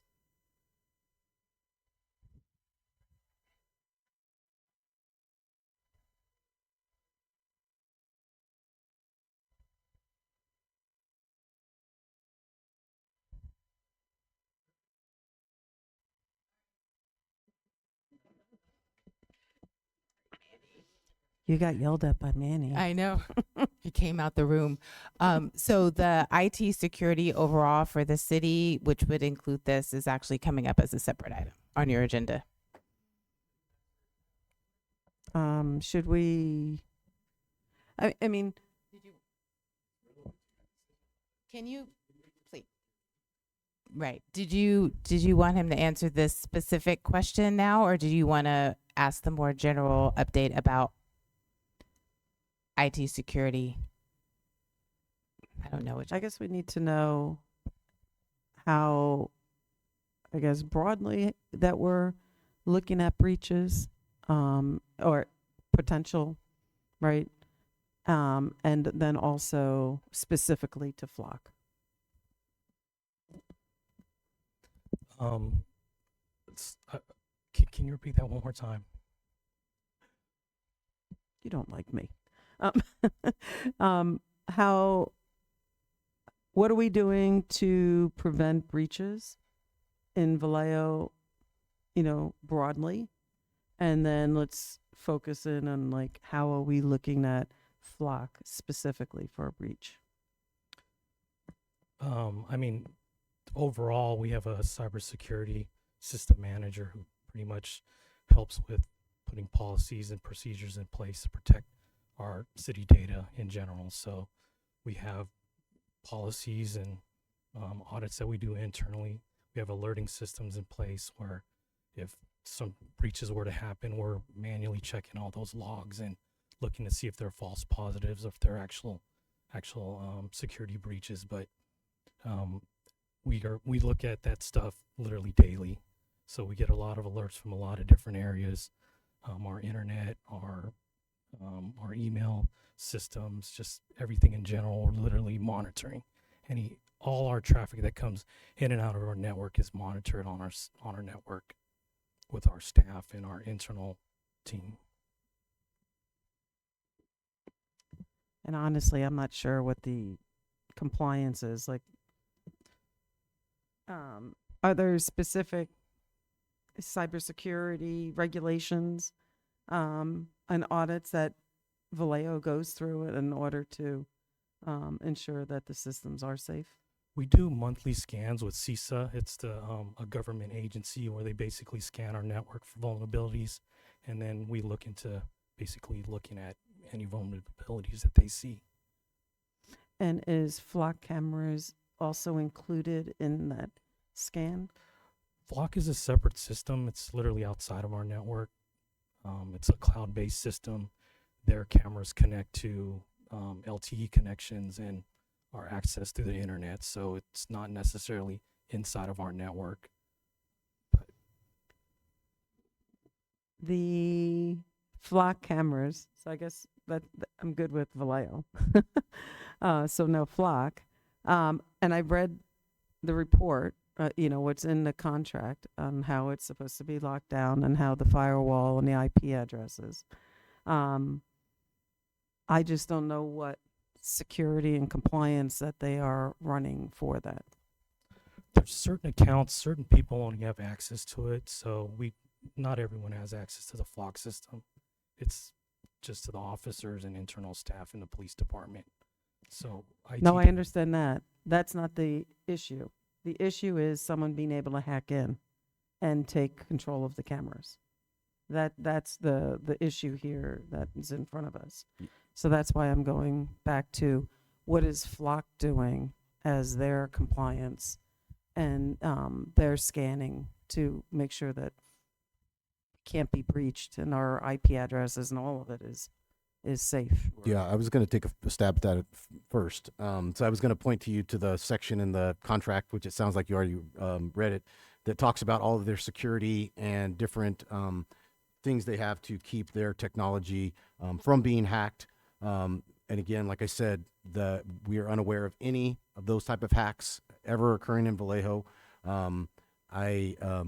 We utilize the technology to the fullest extent that we can from a security perspective. I don't have any information that to believe that it's unsecure, is what I'm trying to say. Also, something to think about as well, Flock does contract with private entities. So you can have a homeowners association, you can have a private business, you can also purchase a Flock camera, which is a whole separate scenario from a governmental agency like the Vallejo Police Department. I'm unaware if that might be where the vulnerabilities lie, but our systems, for the time we've had them, have always been secure with no breaches. And like I said again, if there was any of those type of breaches, A, I think we would have known about it, and B, if not, I'd like to know about it tonight. And while I'm not an expert on those systems, what I can tell you is that the Surveillance Advisory Board meetings, representatives of Flock did appear there, and they were asked some pretty technical questions that I would not understand, all about security. So they are monitoring, as I said, and if there was a breach, I am certain that they would be on top of it, and we would be talking to them about it. Yeah, through the chair, I just want to, as you guys come to your decision, I just want to reiterate that the city of Vallejo has a surveillance advisory board. That's a very unique thing. Almost no cities have that. There's very few cities in the West Coast that have anything like that. Flock has worked with us every step of the way through that surveillance advisory board. the Surveillance Advisory Board, we call it SAB. SAB has looked at this technology extensively, and they look at it every single meeting. We give them usage reports. We talk about the successes, the statistics. Again, I did not bring that here today because we work with that board so extensively. And just to when I came here, I wanted to reiterate this is a previously Measure P funded item. So I just want to make sure that you guys know, because I did hear some of the speakers being leery of technologies, it's important. You shouldn't just blindly, believe in technology that surveils folks. It should be done properly. It should be done with good policy, and it should be done responsibly. But I respect everyone's opinion that spoke here today, but I just strongly disagree. I believe that this is a good technology that does help the community and helps us solve crimes. So. Do you have a particular number? You said it helps solve crimes, like a percentage of what you would think of your crime rate that this system has helped with? Yes. Over the last 2 years, if you look at a snippet of data, which is the crimes that get investigated the most thoroughly, which are murders, over the last 2 years, we have had in the high 80 percentile of murder closure rates. So we've identified the suspects in those murders. Every single one of those murders, the leads were developed through Flock technology. Every single one. Thank you. Any more comments or questions?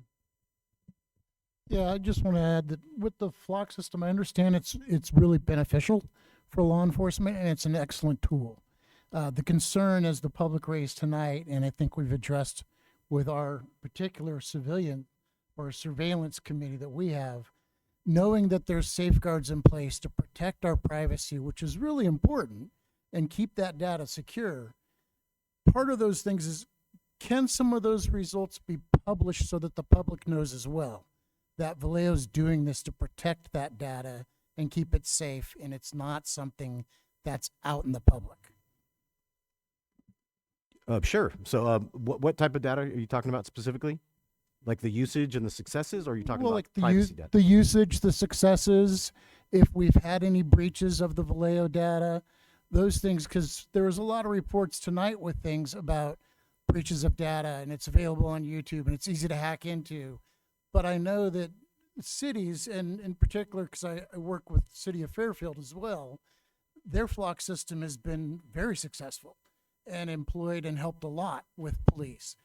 They also have a lot of protocols in place to keep it secure. If we could have some of that available to let Vallejo citizens know that, hey, we have things in place, this is what's helping to keep it secured. Obviously not the specific equipment, because we don't want any data breaches to come from that. But if there's some way to reassure people that our systems are secure. Yes. So when we meet monthly with the Surveillance Advisory Board, our audit logs for our Flock system are published as part of the packet.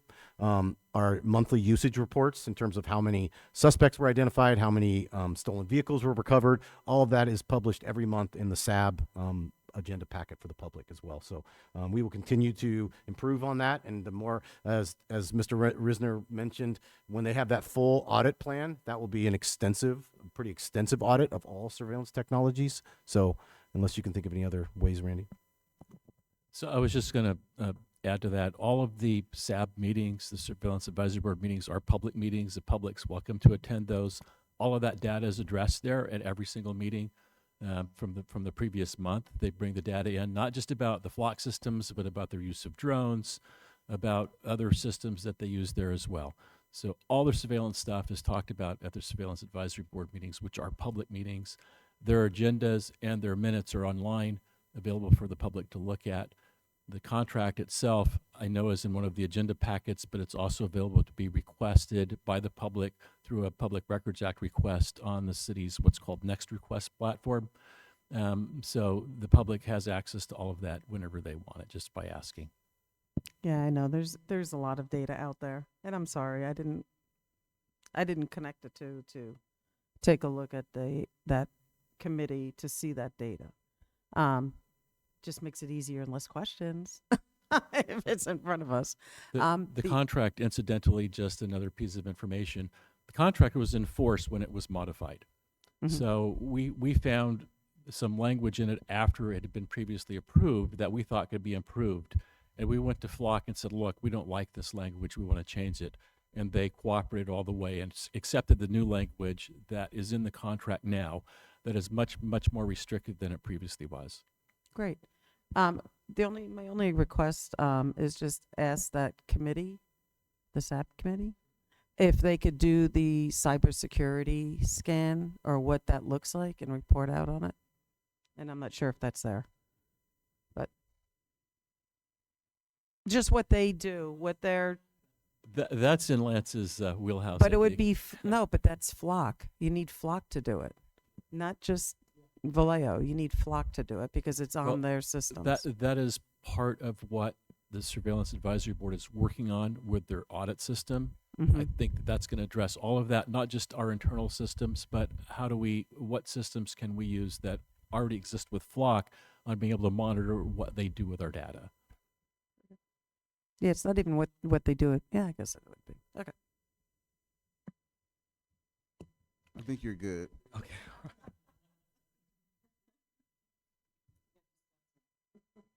Okay, can I get a motion to adopt a resolution recommending that the city council wrong one. Authorize up to 302,000 yeah. Funds to Flock Safety Technology for fiscal year 2026-2027. I motion. I second. Chair Jones, Yes. Vice Chair Briseño, Yes. Committee Member Bunch, Yes. Committee Member Santos. Yes. Motion passes to recommend $302,000 and $302,500 of Measure P funds to fund flock safety for fiscal year 27. Action item D, adopt a resolution recommending or in the alternative not recommending that the city council authorize up to $480,000 of Measure P funds to fund technology and software purchases for Axon Enterprise Incorporated for fiscal year 26-27 for the use by the Vallejo Police Department.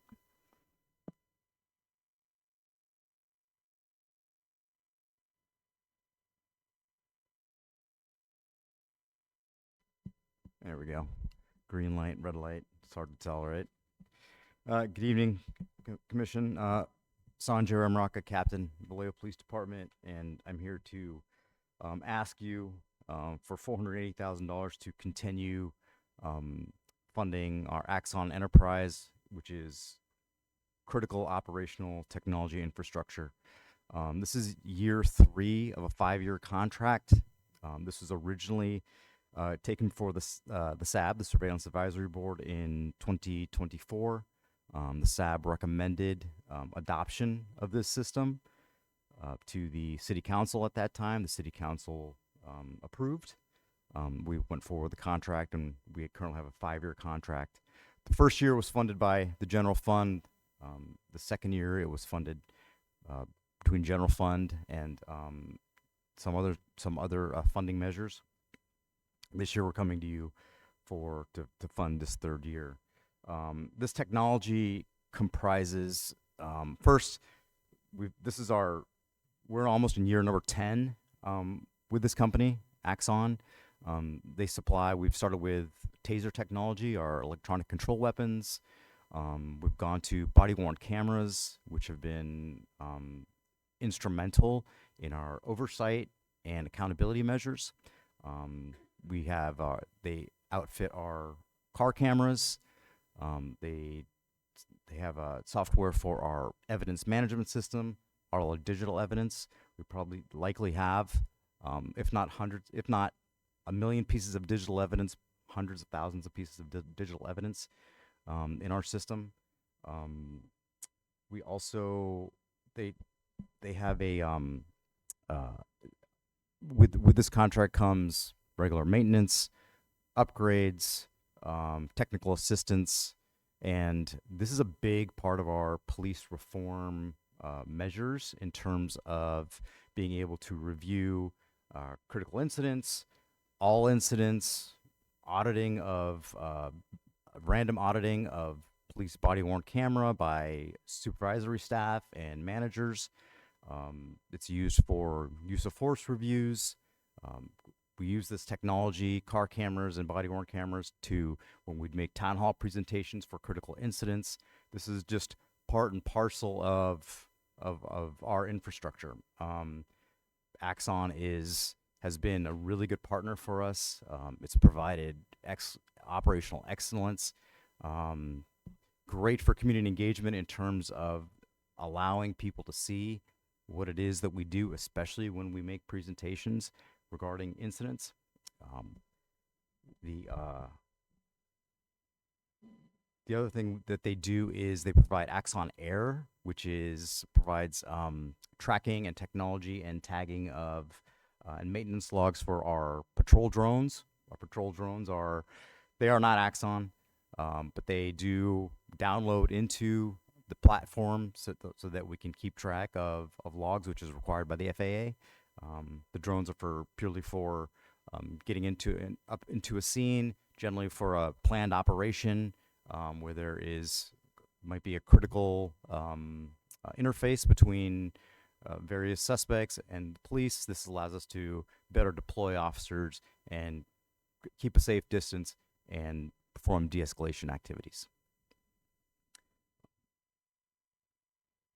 That's all I have for you.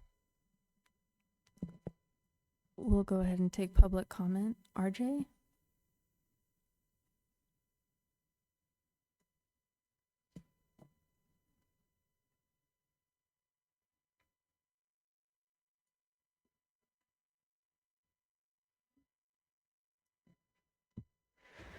Again, I ask the committee to consider the meaning of recommending such a large sum of money, $408,000, to the Axon Enterprise contract.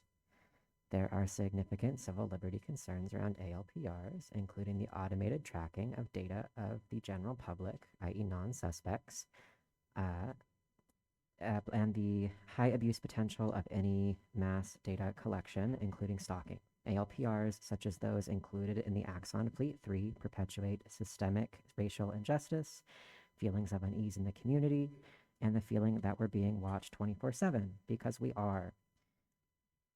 Additionally, drones, as those mentioned in the staff report under the Axon Air bullet point, creates a similar feeling with even more freedom for those on the controlling end of it to observe the community. As we go about our daily lives, the Axon Enterprise subscription bundle being proposed does nothing to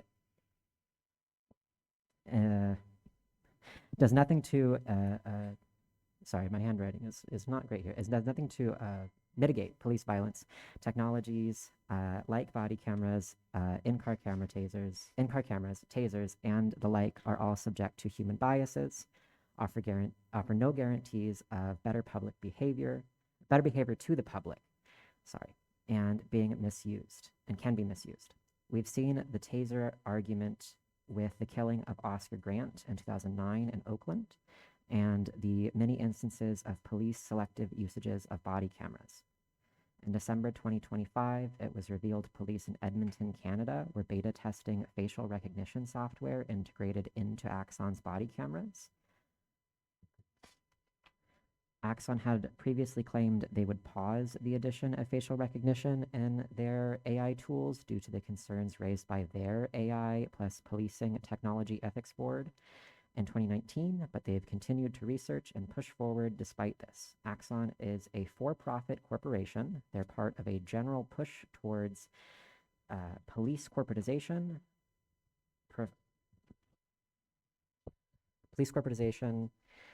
pushing for, with buzzwords like 21st century policing attached, the overarching framework of which was intended to promote trust, but in practice, some of its core components are argued to mask more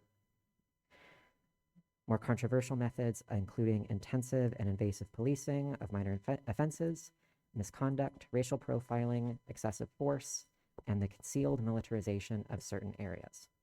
Again, the mayor herself in the special city council meeting on May 5th said that the Measure P funding, said that she's uncomfortable with using Measure P funding for these technologies and that they should not be used as a crutch. Thank you.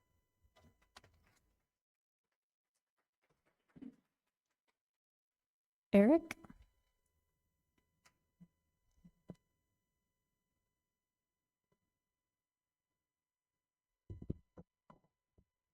Eric McGovern. My comments on this action item, as well as it is in general for all the action items, is the amount of money that is being proposed tonight.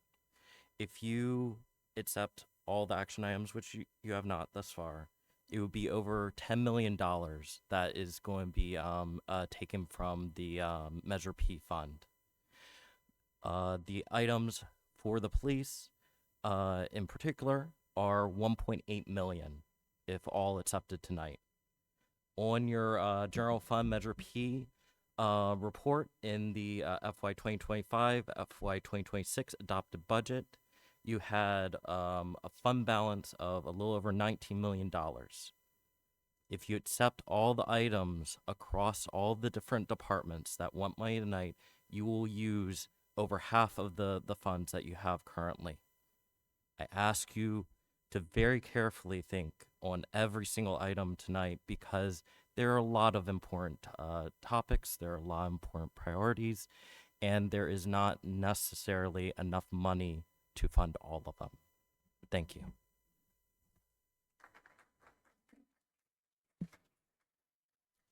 Sean?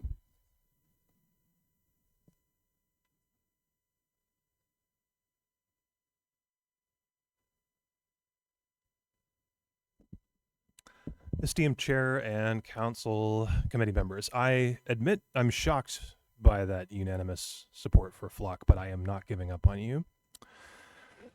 It's interesting to be in this struggle where the meaningful opposition comes from not the public, but from city staff itself almost entirely. So that is a rare struggle and a rare experience for me. So again, I'm here to oppose police militarization and corporatization in general.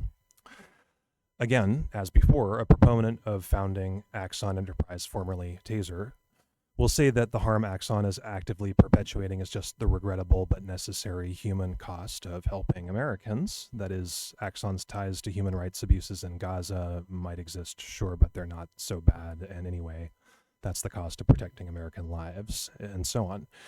It brings me no pleasure to say that this logic actually fails on both counts. On the whole, Axon certainly does local people here more harm than good, but its history as a weapons manufacturer is something we can't dismiss so easily either.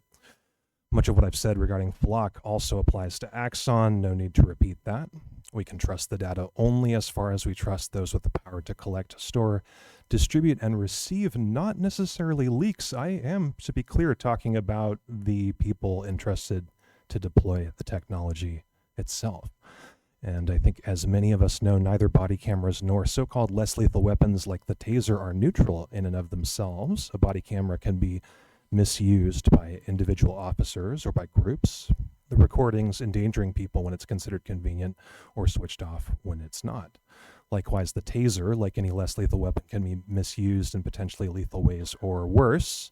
The presence of a less lethal weapon can become the official excuse and rationalization for the mistaken use of a lethal weapon, as in the killing of Oscar Grant in 2009. That was a long time ago. The police corporatization argument will go. But with ties between body cameras and facial recognition technology, there's a common denominator, very much in place today now as there was then, the over-policing of communities that look a certain way. So with that in mind, I appeal to the spirit as well as the letter of the Social Responsibility Clause of Vallejo's investment policy, which states no investment is to be made in a company that receives more than 51% of its gross revenues from the production or manufacture of, and then lists things that include weapons manufacturing. Vallejo ought to try to invest in anyone else other than weapons dealers. This should surely also apply to Measure P. Now, the opposition might say, no problem, Axon gets only about 38% of its revenue from weapons as of 2025. But of course, there'd be no Axon without Taser. And at the time of the killing of Oscar Grant, the revenue from weapons was not 38%, but 100%. So please think about that. Thank you.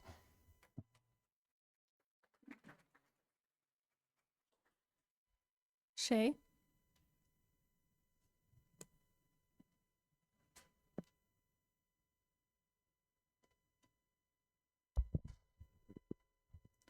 all of the same concerns for Flock are also applicable to Axon. But this is also buying into an environment where the city is now beholden to a surveillance company, a weapons manufacturer, and P should stand for people, not profit. And this company is going to definitely profit off of Vallejo in this. Just a few months ago, in October 2025, San Jose Police Chief Paul Joseph submitted a memo to the City Council regarding their Axon contract. He formally warned the city that Axon control and market its technology, giving them the leverage to continually raise prices. He stated that entering into these massive bundled Axon contracts without competitive solicitation violates the best practices for price fairness. Vallejo is walking into the same trap that San Jose is warned about. Why are we using our Measure P fund instead of the general fund for Axon? Why is this not part of the regular budget? Why are we asking for extra money? Denver is also a prime example of this, how these ecosystems balloon. They started with a 10-year contract for $22 million, and just recently, they renewed it for a 5-year contract for $27 million. So what are we buying into? Why are we spending more money? Why is this coming out of Measure P?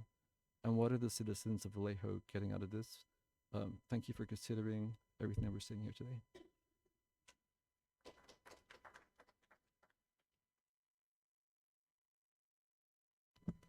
Elton? Jose?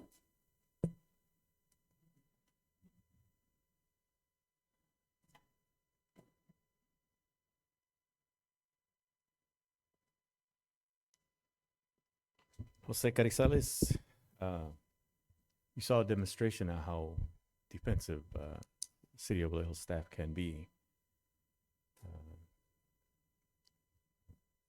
I did not know that the defense attorney for Flock for the Vallejo Police Department was present in the room. Please, in spite of previous acceptance, don't lose sight of the importance of Measure P committee. You have the 9 directives that I unfortunately left at my chair, but I've read them to you many times. The admission by the Vallejo Police Department, this is police reform measures, not associated. The admission of these are police reform measures, not associated to Measure B funding.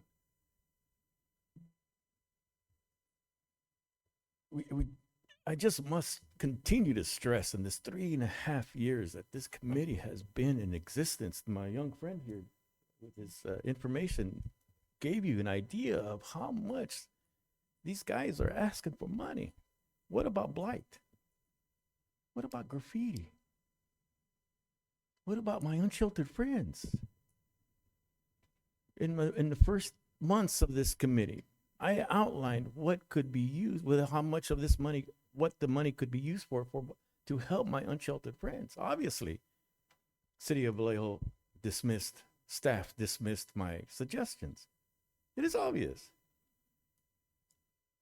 I would recommend that address homelessness be taken off of one of the 9 directives. You guys, the staff won't offer any meaningful suggestions. The citizens of Vallejo voted to approve this measure because it is going to address blight, because it was going to address homelessness, because it was going to fund the city youth services. Not because Vallejo Police Department wants to fund their toys. And it is offensive to me as a citizen of Vallejo, 14-year citizen. Well, I won't say that. We're in a public meeting. I just would ask once again the Measure P committee to adhere to the admission of the person sitting here at the table. Police reform measures only, not Measure P. Thank you.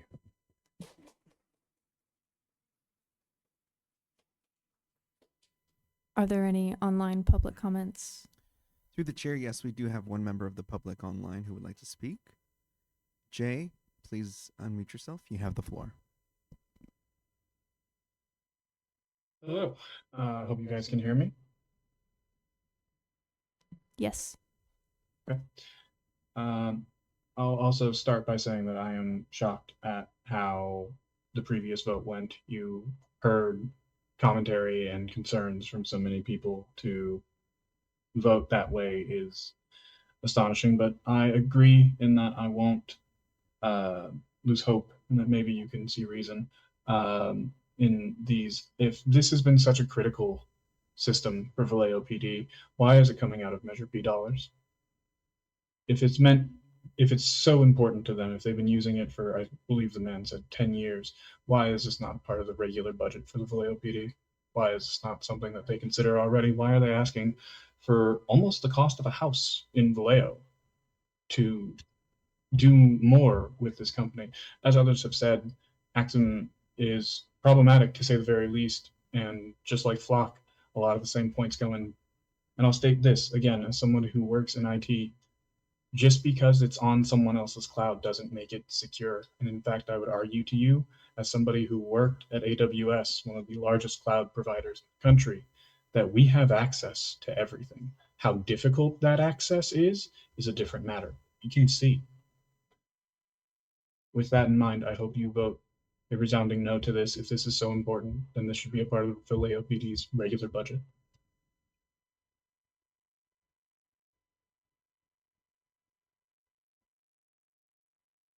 No other speakers at this time, Chair.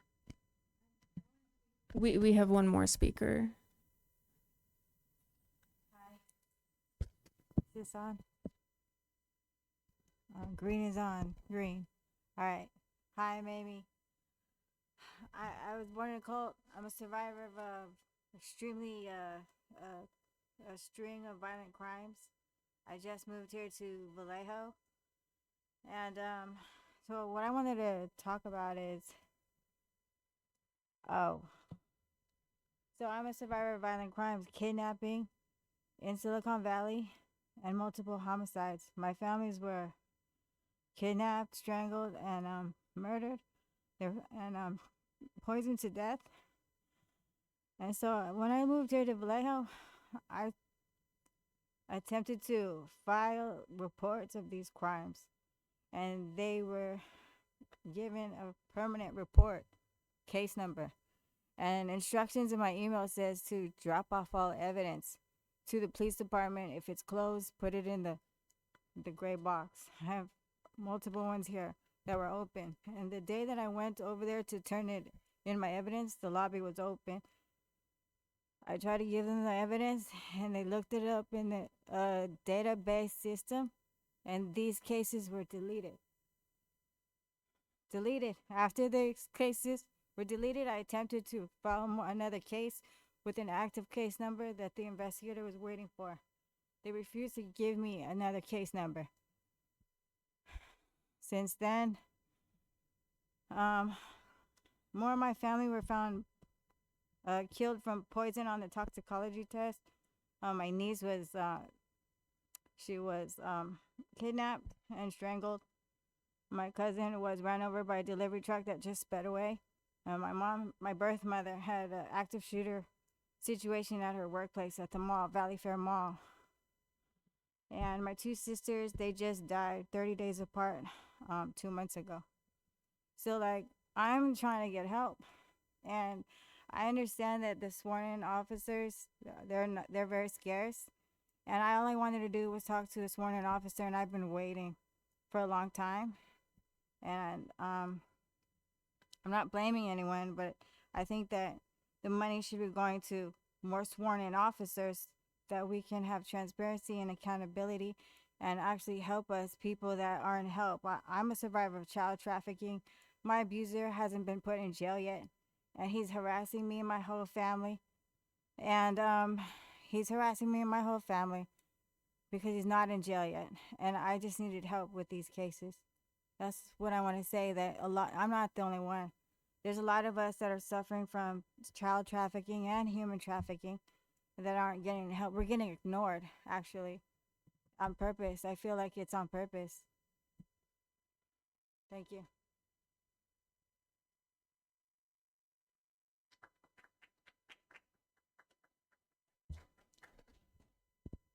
My question is, why isn't it being funded again by general funds if that's how it's been funded all these years?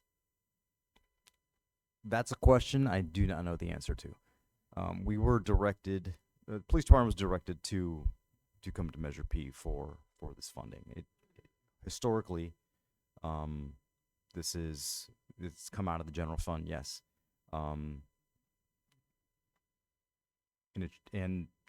But I will tell you that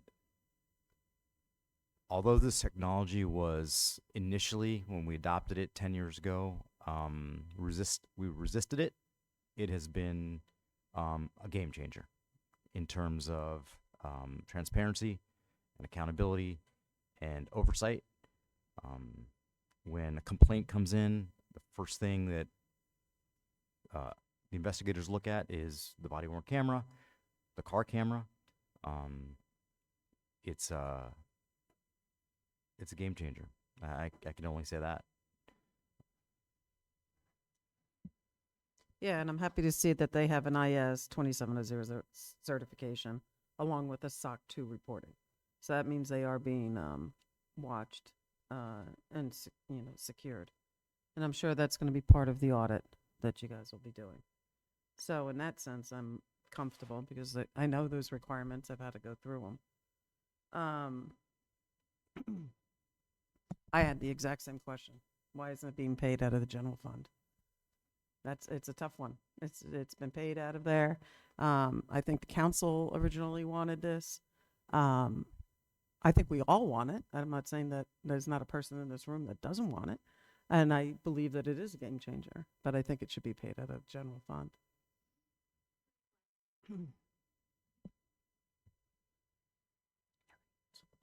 So actually in 25-27, 25-26, it is funded by special revenue funds by the police department. So it's not general fund who is paying it in 25-26. So that's why in 26-27, we are not budgeting it in the general fund. If it's so important, why wouldn't you budget it? It is currently budgeted in 25-26. It's currently budgeted in the special revenue funds of the police department. It's just this special revenue fund is running out of money. So they have special revenue funds that they can use, and we also have the general fund. So in our 26-27, we have the baseline. The baseline is based on the 25-26. So if it's not funded in 25-26, your baseline doesn't have it currently. So how about 24-25? In 24-25, it was funded. Then in 25-26, it's not. It is funded under special revenue funds. But we, as Vallejo, signed an agreement for how many years? 5 years. For 5 Yes, years. we can switch funding every year. That's why we're requesting this year. Yes. And 25-26, we already have a budget issue. So when we did the balancing, you have to, like, if there is enough money for other funds, we use that first before general fund. If there are funds that we can use to fund for the police operations, then we use that before general fund. So are there no special funds for Like this right year? now, it's running out. So they're trying to use it up, and now there's no money left for that fund. So that's why they are requesting Measure P. Yeah, So- I think part of the problem for me is I understand our city is in a it's almost $30 million. Yes. Right. And so because of that problem, I think that a lot of stuff is being pushed over on Measure P that should not be pushed over on Measure P, that the money should be coming. There should be some cuts in the city We already did. But That's no, why no, we have the no, measure. It's We have the significant May cuts, 5. not within these with whether it's staff with city mainly, but there are some major cuts that can happen. And because it has not happened, it is my belief that a lot of these things are being pushed off on Measure P. And if it's that important to the city, why wouldn't general funds now pick it back up? If general funds would, and this is a 10-year program system that's been used for 10 years. Mhm. So you just spoke of last year being a special, coming out of special funds. Yes. And the year before, and I'm assuming prior, it was general funds. So we are making some very poor decisions with city general fund monies, and if we can't afford some things, then we just can't afford some things. But I guarantee you, this is an item that if it's that important to the city of Vallejo, and it is, that the general funds can pay for it some kind of way. So through the chair, if I may, so one, Measure P was just passed in 2022. So it's not like this availability was there when this program started. The other thing I'd also like to state is that a lot of times, right, coming to Measure P is an additional step. And unfortunately, a lot of staff chose to simply go to the city council for use of the general fund. Not that these items didn't qualify to be funded through Measure P. The problem is that they just went to general fund because this is an additional step. Doing a staff report, coming here, presenting their items, some of the public comments, some of the questions, that they went directly to city council. And so the issues that we now have are a lot of these items do qualify for Measure P. They simply weren't bought before you. So budget deficit or not, these items qualify to be heard by Measure P committee. As I've always stated, you have the option of either recommending or not recommending. But it's not so much that to plug the gap, these things are not even included in the baseline. So we have reached an inflection point. These items can be funded through Measure P. Whether you choose to recommend that they are or not is, of course, at the discretion of this committee. But they weren't brought before you because general fund was able to absorb them. We are looking at a point where critical services cannot fully be funded through the general fund. So it is a hard choice for this committee to listen to all of these items, but that's where we're at. This isn't a matter of like, oh, let's just use all of Measure P funds. There are still hard choices that council will have to make about critical services. So, I mean, that shouldn't rest on you, right? So obviously, you're here to do your portion, but I mean, just so that the public knows, city council will have the hard choices to determine what critical services are staffed and which ones aren't, because every single one of these items are not included in the baseline budget. So if city council doesn't choose to fund any of these things, we are going to have some serious problems. So you're right, they are going to have to balance what gets funded, what doesn't, but that also means cuts. So just so that the public can hear this, we talk about what's important: public safety, economic development, homelessness. Like, there's other issues that this council and the public have designated as priorities. But if you cut services, if you cut people, right, that will actually impact the city's ability to make good on those things that you actually want them to address. That's fine. It's just a choice. But every choice has repercussions. So it's just one of those things that we have to consider. It does not rest on this committee to make those choices, though. No, thank you. And you have made it very clear at each one of our meetings that these decisions don't have to rest on it. And I appreciate So as much as it may feel like pressure, what I'm clear on definitely from your perspective and the people that have sat before us know that the decisions we make are decisions that we try to make based on, one, let me be real clear. We also are Vallejo citizens. So we represent the people as well, not just the people in this room, but we try to the masses in our district, right? And so, hearing the comments here, hearing the comments outside, we try to take in consideration because of everybody comments and what their thoughts of. I mean, my email is flooded with comments, and that I have to take into consideration what people are saying. And so, I want people to remember that I have been a Vallejo citizen since 1995. So it is important for me. That's why I'm on this committee. It's important to see some progress and some movement in Vallejo for the people, not necessarily for the representing the staff at all, but for the citizens of Vallejo. So I don't feel any pressure from from you guys. I think I'm a little tougher than that, and this committee as well. And we don't have a problem with saying yes or no. So, but again, I was trying to figure out why the general funds wasn't funding this. If we don't have any more questions or comments, okay. Let me see where I am now. This is item D. D? Yes. Okay. Adopt a resolution not recommending that the city council authorize up to $480,000 of Measure P funds to fund technology and software purchase for Exxon Enterprises for fiscal year 2026-2027. Can I get a motion, please? I make a motion to not recommend.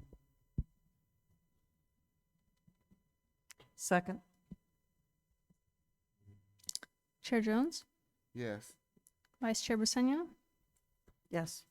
Committee Member Bunch, Yes. Committee Member Santos. Yes. Item passes to not recommend $480,000 for Axon. Yes. Our next item is item E. Adopt a resolution recommending, or in the alternative, not recommending, that the City Council authorize $250,000 of Measure P funding for the consultant and professional services agreement with police reform consultant Danny Murphy Consulting LLC in fiscal year 27 for the Vallejo Police Department. Good evening, committee. Bob Knight, Deputy Chief of Police. I'll be very brief. My goal here is to explain the necessity and why this is a very important item to the committee so you can formulate your decision. In the summer of 2020, and again, as I stated in the past, we provided a pretty comprehensive staff report with the significant scope of work of Mr. Murphy. We also completed a Measure P project summary and justification form for your review. So these are the summary bullet points. In summer of 2020, the City of Vallejo and the Vallejo Police Department entered into a 3-year collaborative agreement with the California DOJ to complete 45 reform recommendations. We have completed 27 of those 45 recommendations, with 18 of those remaining. In 2024, the City of Vallejo and the Vallejo Police Department entered into a 5-year settlement agreement with California DOJ. Under the agreement, the city is committed to completing the remaining 18 OIR recommendations and undertaking additional reform measures. In the settlement agreement, we estimate there's a little over 110 new reforms. We have completed to this point, we've just had some recent, over the last few months, with Mr. Murphy's help and guidance, some significant reform progress, and gotten several reform paragraphs into substantial compliance. So far in the 5-year agreement, we have completed only 22% of the overall agreement. In August of 2024, the city retained Danny Murphy to assist in developing a more robust reform management system, implementing strategies to improve compliance with the settlement agreement. I won't go over to it in detail, but if you looked at the staff report, he has a extremely high amount of experience in the area of police reform. As you can imagine, a police department that's going through police reform, it's not something that you naturally just know how to do police reform. It's something that's very specific and very niche. So, next slide here. During the fiscal year 25-26 mid-year budget request, we created and was approved for an FTE position for what's called a reform project manager. Danny Murphy helped so much in his progress with our reforms.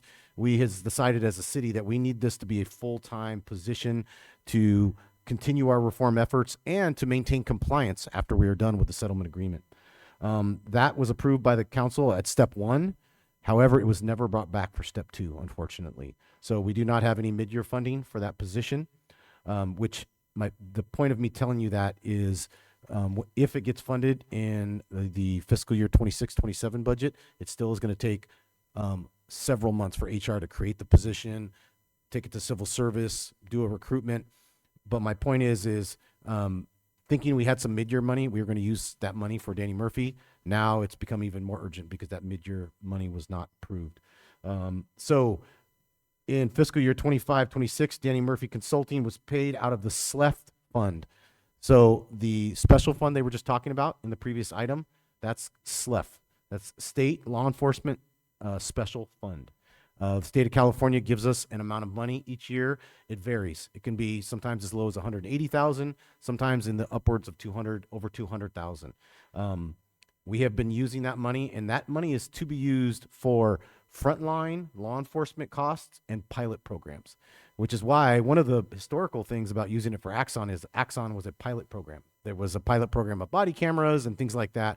But the when we enter into these contracts, you are supposed to transition to a more stable funding source like the general fund. So I just wanted to tell you guys what SLEF was. And you talked about it in the previous item.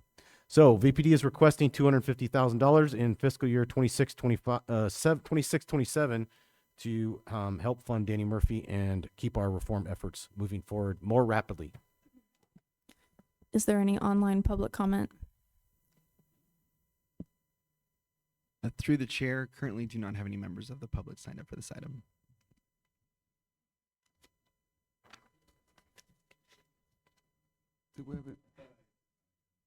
I don't have E on here, but if you would like to come up, please, Jose, come up and speak.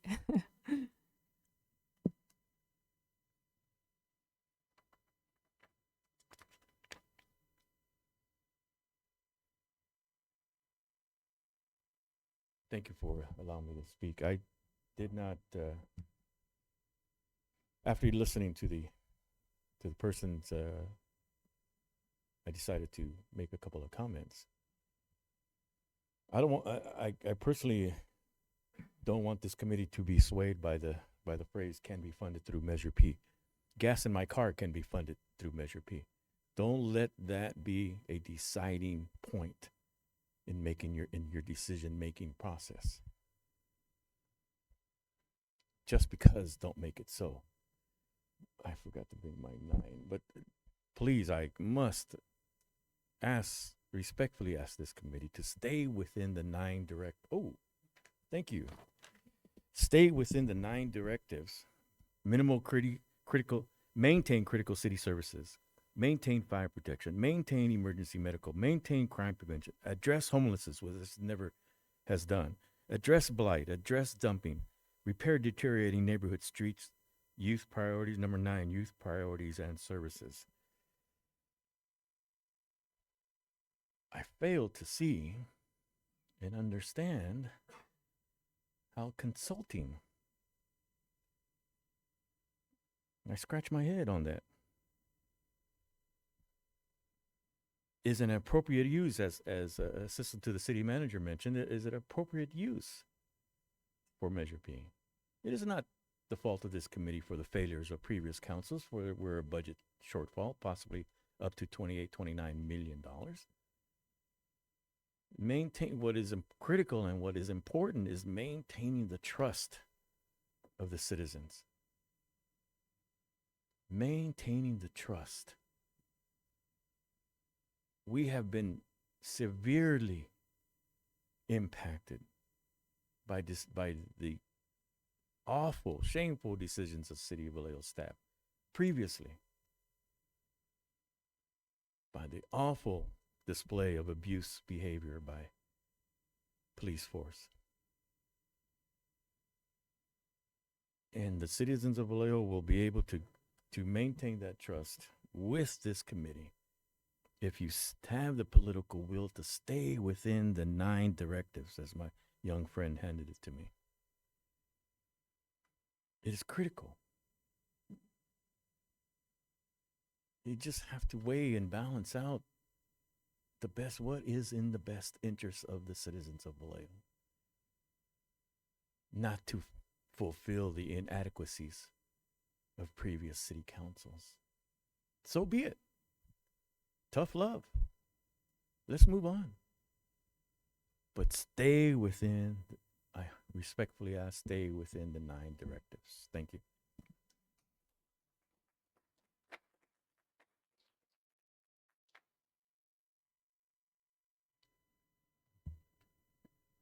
Any questions or comments from the commission? My only comment is I think that within the police department, we should have some pretty good leadership that could follow the directives and pass down the directives from the reform and make sure they're followed. Why do we have to pay somebody to tell us how to follow the directions that were given to us during the reform?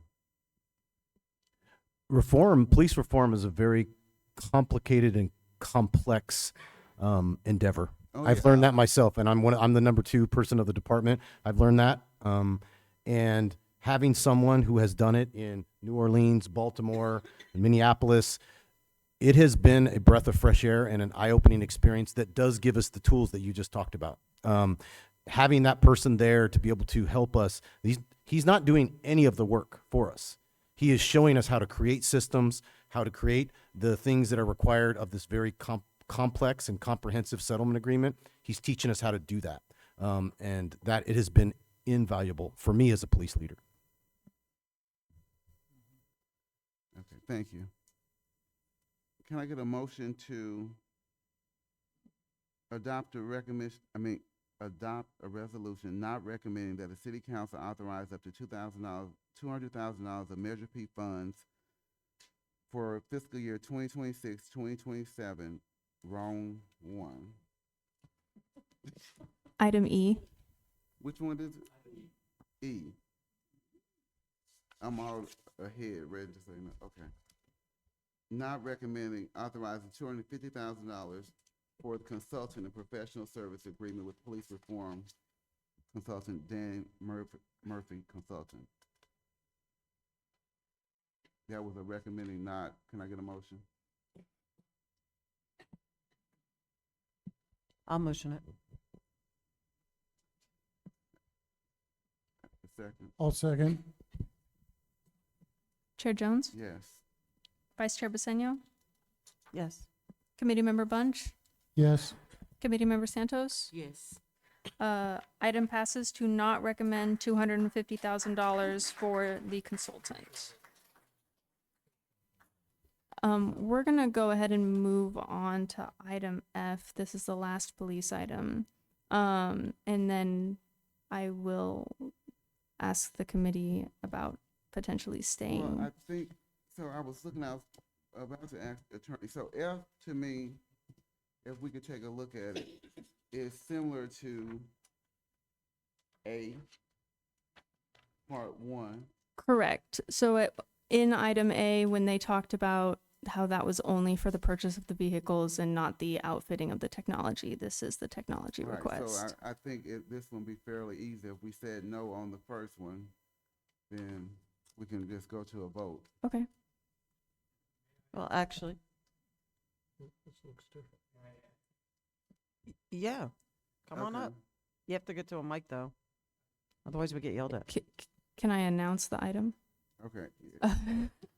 Item F, adopt a resolution recommending or in the alternative not recommending that the city council authorize up to $200,000 of Measure P funds in fiscal year 27 to fund the cost of equipment for outfitting police vehicles budgeted to be replaced in fiscal year 27. Randy Heishiver, IT Manager of Public Safety.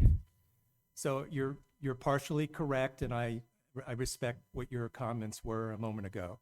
The thing that's really challenging with this particular ask, which is 200,000, is that we already have 8 cars that were purchased for 25, 26 that are on the lot, ready to be outfitted. What you declined or didn't approve was the 26, 27 resolution that has not yet been purchased. So my ask is to get money it's all car money. It's not for other purposes. It's for computers in the car. It's for cameras in the car. It's for networks in the car. It's for radios in the car. That adds that technology to outfit it to make it operational for black and white. I can't speak to the life cycle of a vehicle's longevity. I know these vehicles I see them in the lot all broken up and damaged from accidents. I see them speeding down the block. They're hard. They use those cars really hard. So 10 years of a black and white is different than 10 years of your home car. So I know that these vehicles have to kind of cycle in and cycle out. It's my job to give them the technology to get them ready. So I have these 8 cars, and I've got about 30% of the spare parts from my already pulled out of old cars that I can use going forward, but I don't have the other 70%. So my ask is approve the 100,000 for the 25-26, but also I'm considering that, I'm asking that you approve that other 100,000 and we keep it on the shelf now as I buy equipment, so then when the next cars come through, I already have the equipment. Get ahead of it rather than being behind it, which we keeps happening. So that's my ask, that's my justification, that's what I'm looking for. I know that there's no general funds from the 25-26 because we're at the end of that year, and they're not necessarily approving it, and they're not necessarily going to approve the new cars. So these are actually for cars that are on your lot that are just sitting there that could be put into use, but they need this computer equipment. Exactly. So we want Who's going to use them? These are black and whites for 6 of them, and 2 of them are admins. So if they've been just sitting, how long have they been sitting? They just bought them from the they 25-26 okay. resolution. So And they did- got purchased by Fleet, which Brad was speaking to the next round. So that round was approved by the council last year for 25-26. They just bought them early this year. I'm giving them some of the pieces, but Fleet can do what Brad mentioned. They can get the car ready. They can put the lights on it, the sirens on it. They can get all that stuff ready, but the car's now going to be put into a garage until there's money. We did not know when we purchased the vehicles that we needed these items for the vehicle. Bingo. This is a important piece that I've been talking to everybody about, is when we approve the council, the 25-26 or the 26-27, we're missing that technology piece in that ask. Every year, and I've been doing this for 2 years now, I discovered this last year, it needs to stop. It's not a good practice. We need to have it all together going forward. But this is a fallout of not doing that.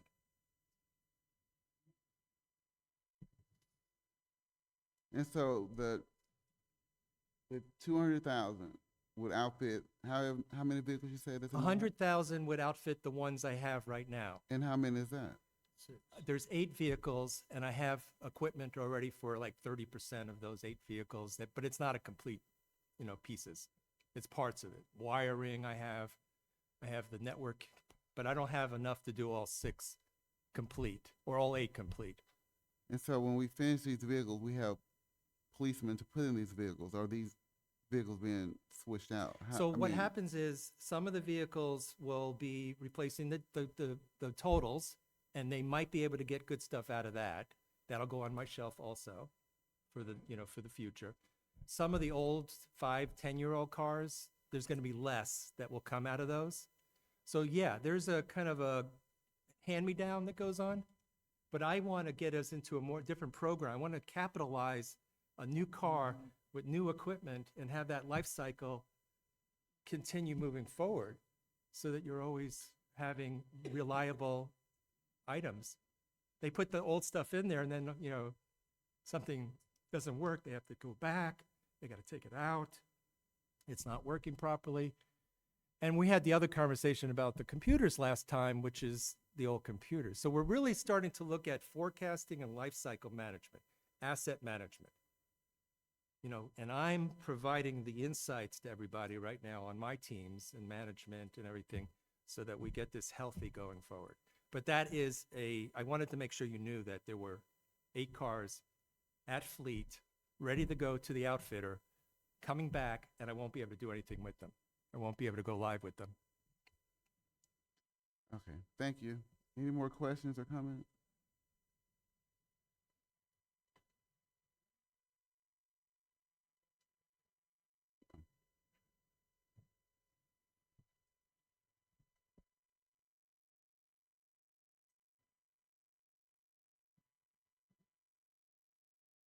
Thank you. My question is, my name is Tara Beasley Sansbury. I'm a resident of District 5. I was wondering what happens to the old cars? Are you guys able to sell those to security companies to kind of make some money off of them? Yeah, they're gonna continue downstream where the parts can get sold. It just goes through that I don't know that part of the process, Uh-huh. but I do know that they get, that's the secondary market. They Okay. get moved off. And again, I don't know the answer about the Oh, insurance okay. and all that. DC said the auctions too. Oh, okay. So we can make recoup some, funds. Yeah, we're dealing with a cash flow issue here. Yeah, I know. It's a cash flow issue. Mm-hmm. And getting ahead of it, it's like, I'll pay this, somebody else will pay that later. Thank you. Thank you. I really hope that your IT plan and your leadership that you're showing and how you're trying to get them in a healthy place works, and it's incorporated, and somewhere down the line before these systems break down, that it's a system put in place for the finances to help this department not be in this dire stretch where we are. I can't remember last time how many years you said without those computer systems, and now you're trying to correct a system years down the line so that we don't keep having these same conversations over and over.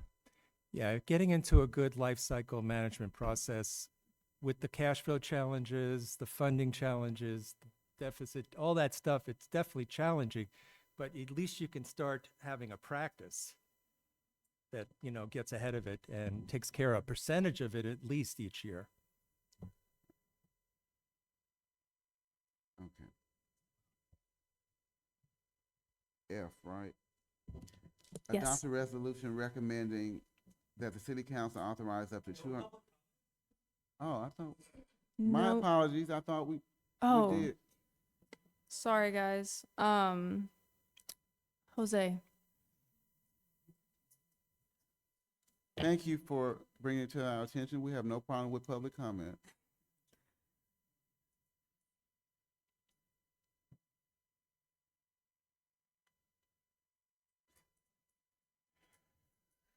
Jose Carizales, you were going to move forward, but you were stopped by the IT guy, and I think you're moving forward with your suggestion would have been appropriate.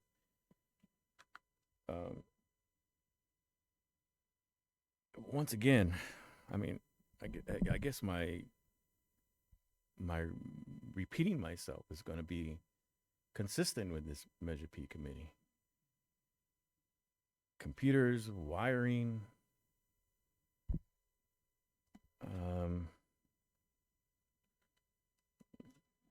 I don't see those two words in the 9 directives. As many times I think I can read the English language pretty well. And once again, it's not the failures. It's not the issue of this committee of the previous failures.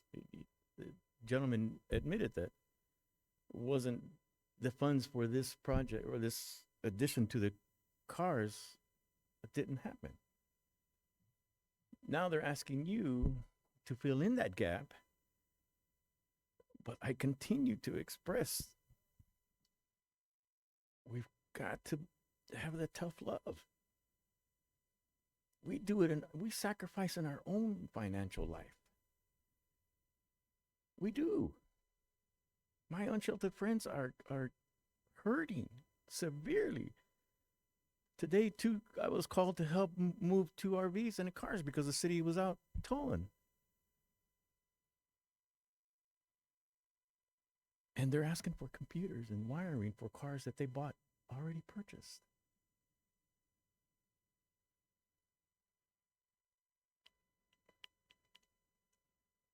I just stay within the priorities, have this great strength of the political will, and stay within the priorities, build and build and build little by step, the trust that is we have earned as citizens in this great community. Beautiful day today, a wonderful day today. In Fresno, it's 100 degrees. My daughter's calling me, Dad, it's too hot. Well, you lived there for 35 years. Why are you complaining? But we've got to maintain, we've got to do our best to maintain and help our citizens. And the Measure P committee is the first line of defense. It takes great strength. It takes great power to say no. But we have within our capabilities to say no. Ultimately, because it's the right thing to do. Time. Elton? Shay?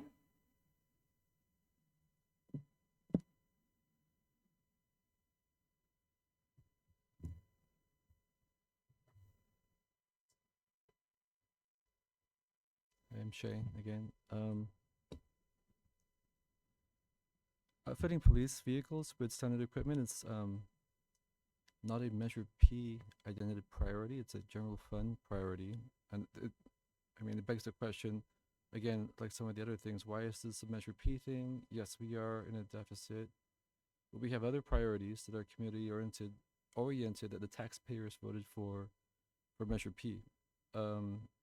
But we're coming here today, we're hearing everybody ask for adding equipment to police vehicles, to flock surveillance, to axon surveillance. Thank you for not going with that one. But I urge you to go with your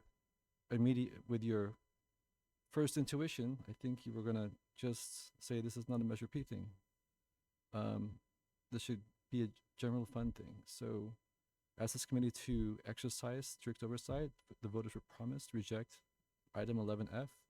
Send a clear message to the city council that our baseline operations must be paid for out of the general budget. This is a citing resolution 22-133 that measured P's spending priorities, or potholes, roads, etc. Proves to the committee that we know what the legal intent of this money is for. It's for the people of Vallejo, and it's for our community. Thank you. Sean?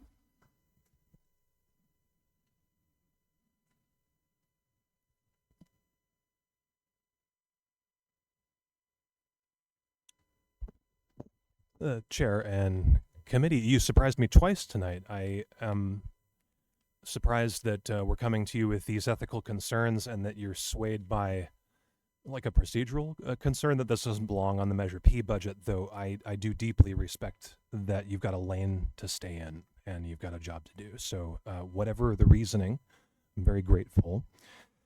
Because it sets a precedent, doesn't it? Whatever you do with Measure P funds will be done again.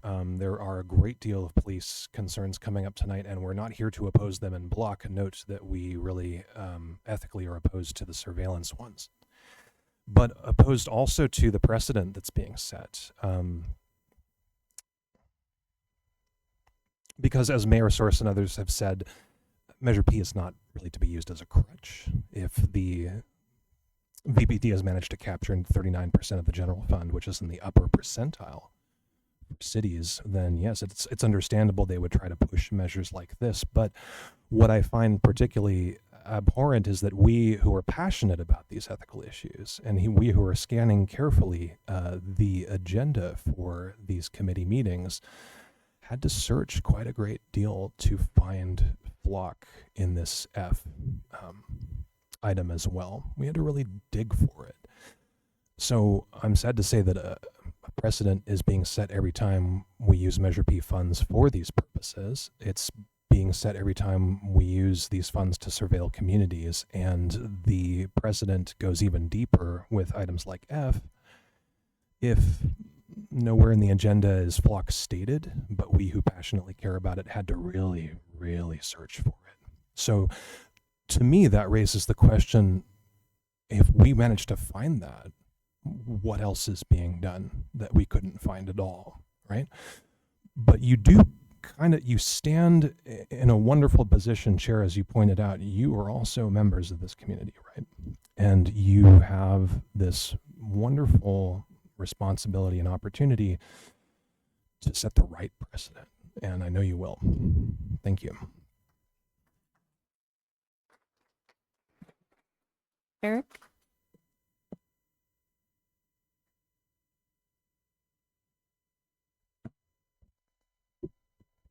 Eric McGovern, citizen of Vallejo. I'm going to be talking about this topic, but in the broader context of the entire agenda.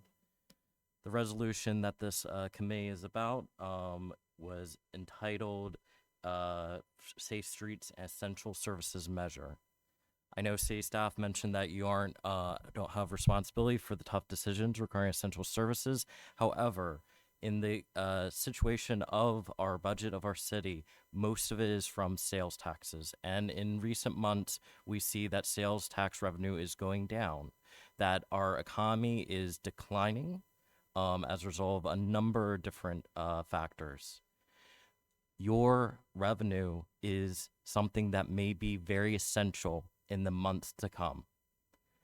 Be very careful in deciding what to approve, what to recommend to council, because that may be needed for truly essential services. Remember that that is the purpose in addition to safe streets. Thank you.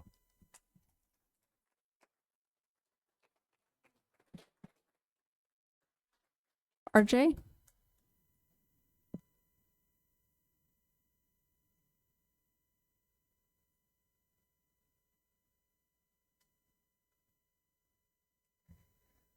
So I have a few concerns with outfitting workers for the job that they have. I understand the need to give people what they need to do their job. My concern lies with outfitting these cars to be moving ALPRs, as is the Axon Fleet 3. And as Mayor Source said, again, she is not comfortable with Measure P funds being used for these technologies. She does not want that Measure P to be seen as a crutch for these technologies. I don't have much to say to fill out the clock. My entire speech was about ALPRs, and as my associates have said, you guys have a lane to stay in. You guys are much more focused on the budget, and I respect that. But Mayor Source has said this as well, and I fully agree with her, and I think she speaks for the entire city at this time with her discomfort of Flock, her discomfort of Axon, her discomfort of this technology and Measure P being used for it. Thank you.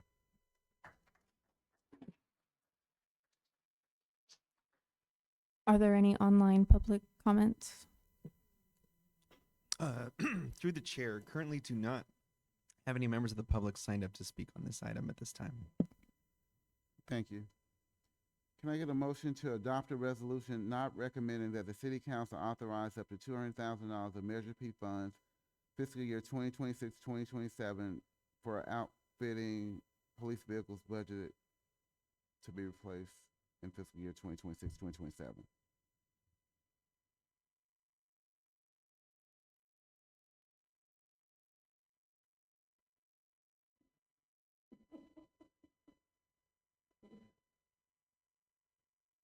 So it doesn't matter if I say recommend or not recommend, our vote can be a yes or no. So let me make it a little easier to get a motion, because it doesn't necessarily change the vote, it's the word. So can I get a motion to adopt a resolution recommending that the city council authorize up to $200,000 to Measure P funds to outfit, for cost of equipment for outfitting police vehicles? I motion that. I second. I second. Thank Chair Jones? No. Vice Chair Briseño? Yes. Committee Member Bunch? Yes. Committee Member Santos? Yes. Item passes with 1 opposed to recommend $200,000 of Measure P funds to outfit police vehicles.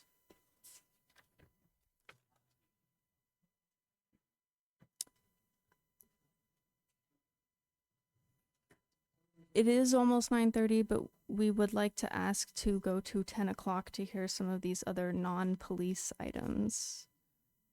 If there is a block of items that you know you would like to recommend, you can pull those forward in the agenda.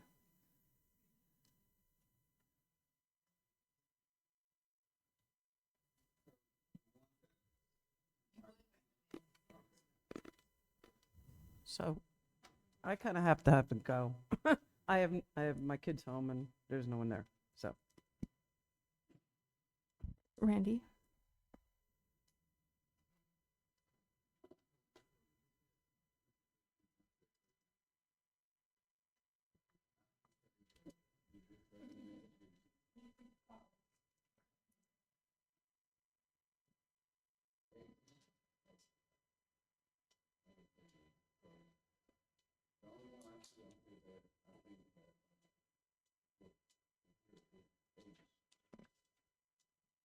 Not capturing any audio. It's internal discussion. I think it's okay.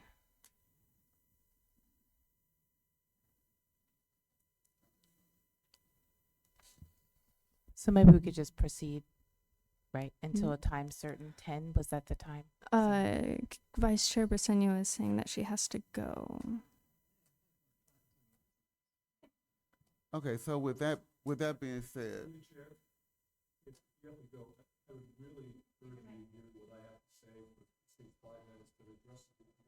Oh, can you turn on your mic? Sorry. Sorry.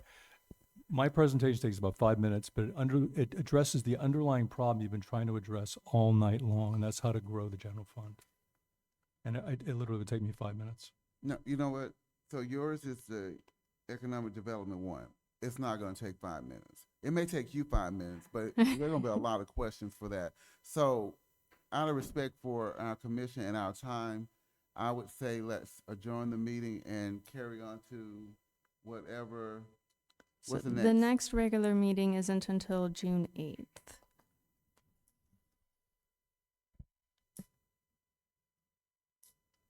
We can't have a special one.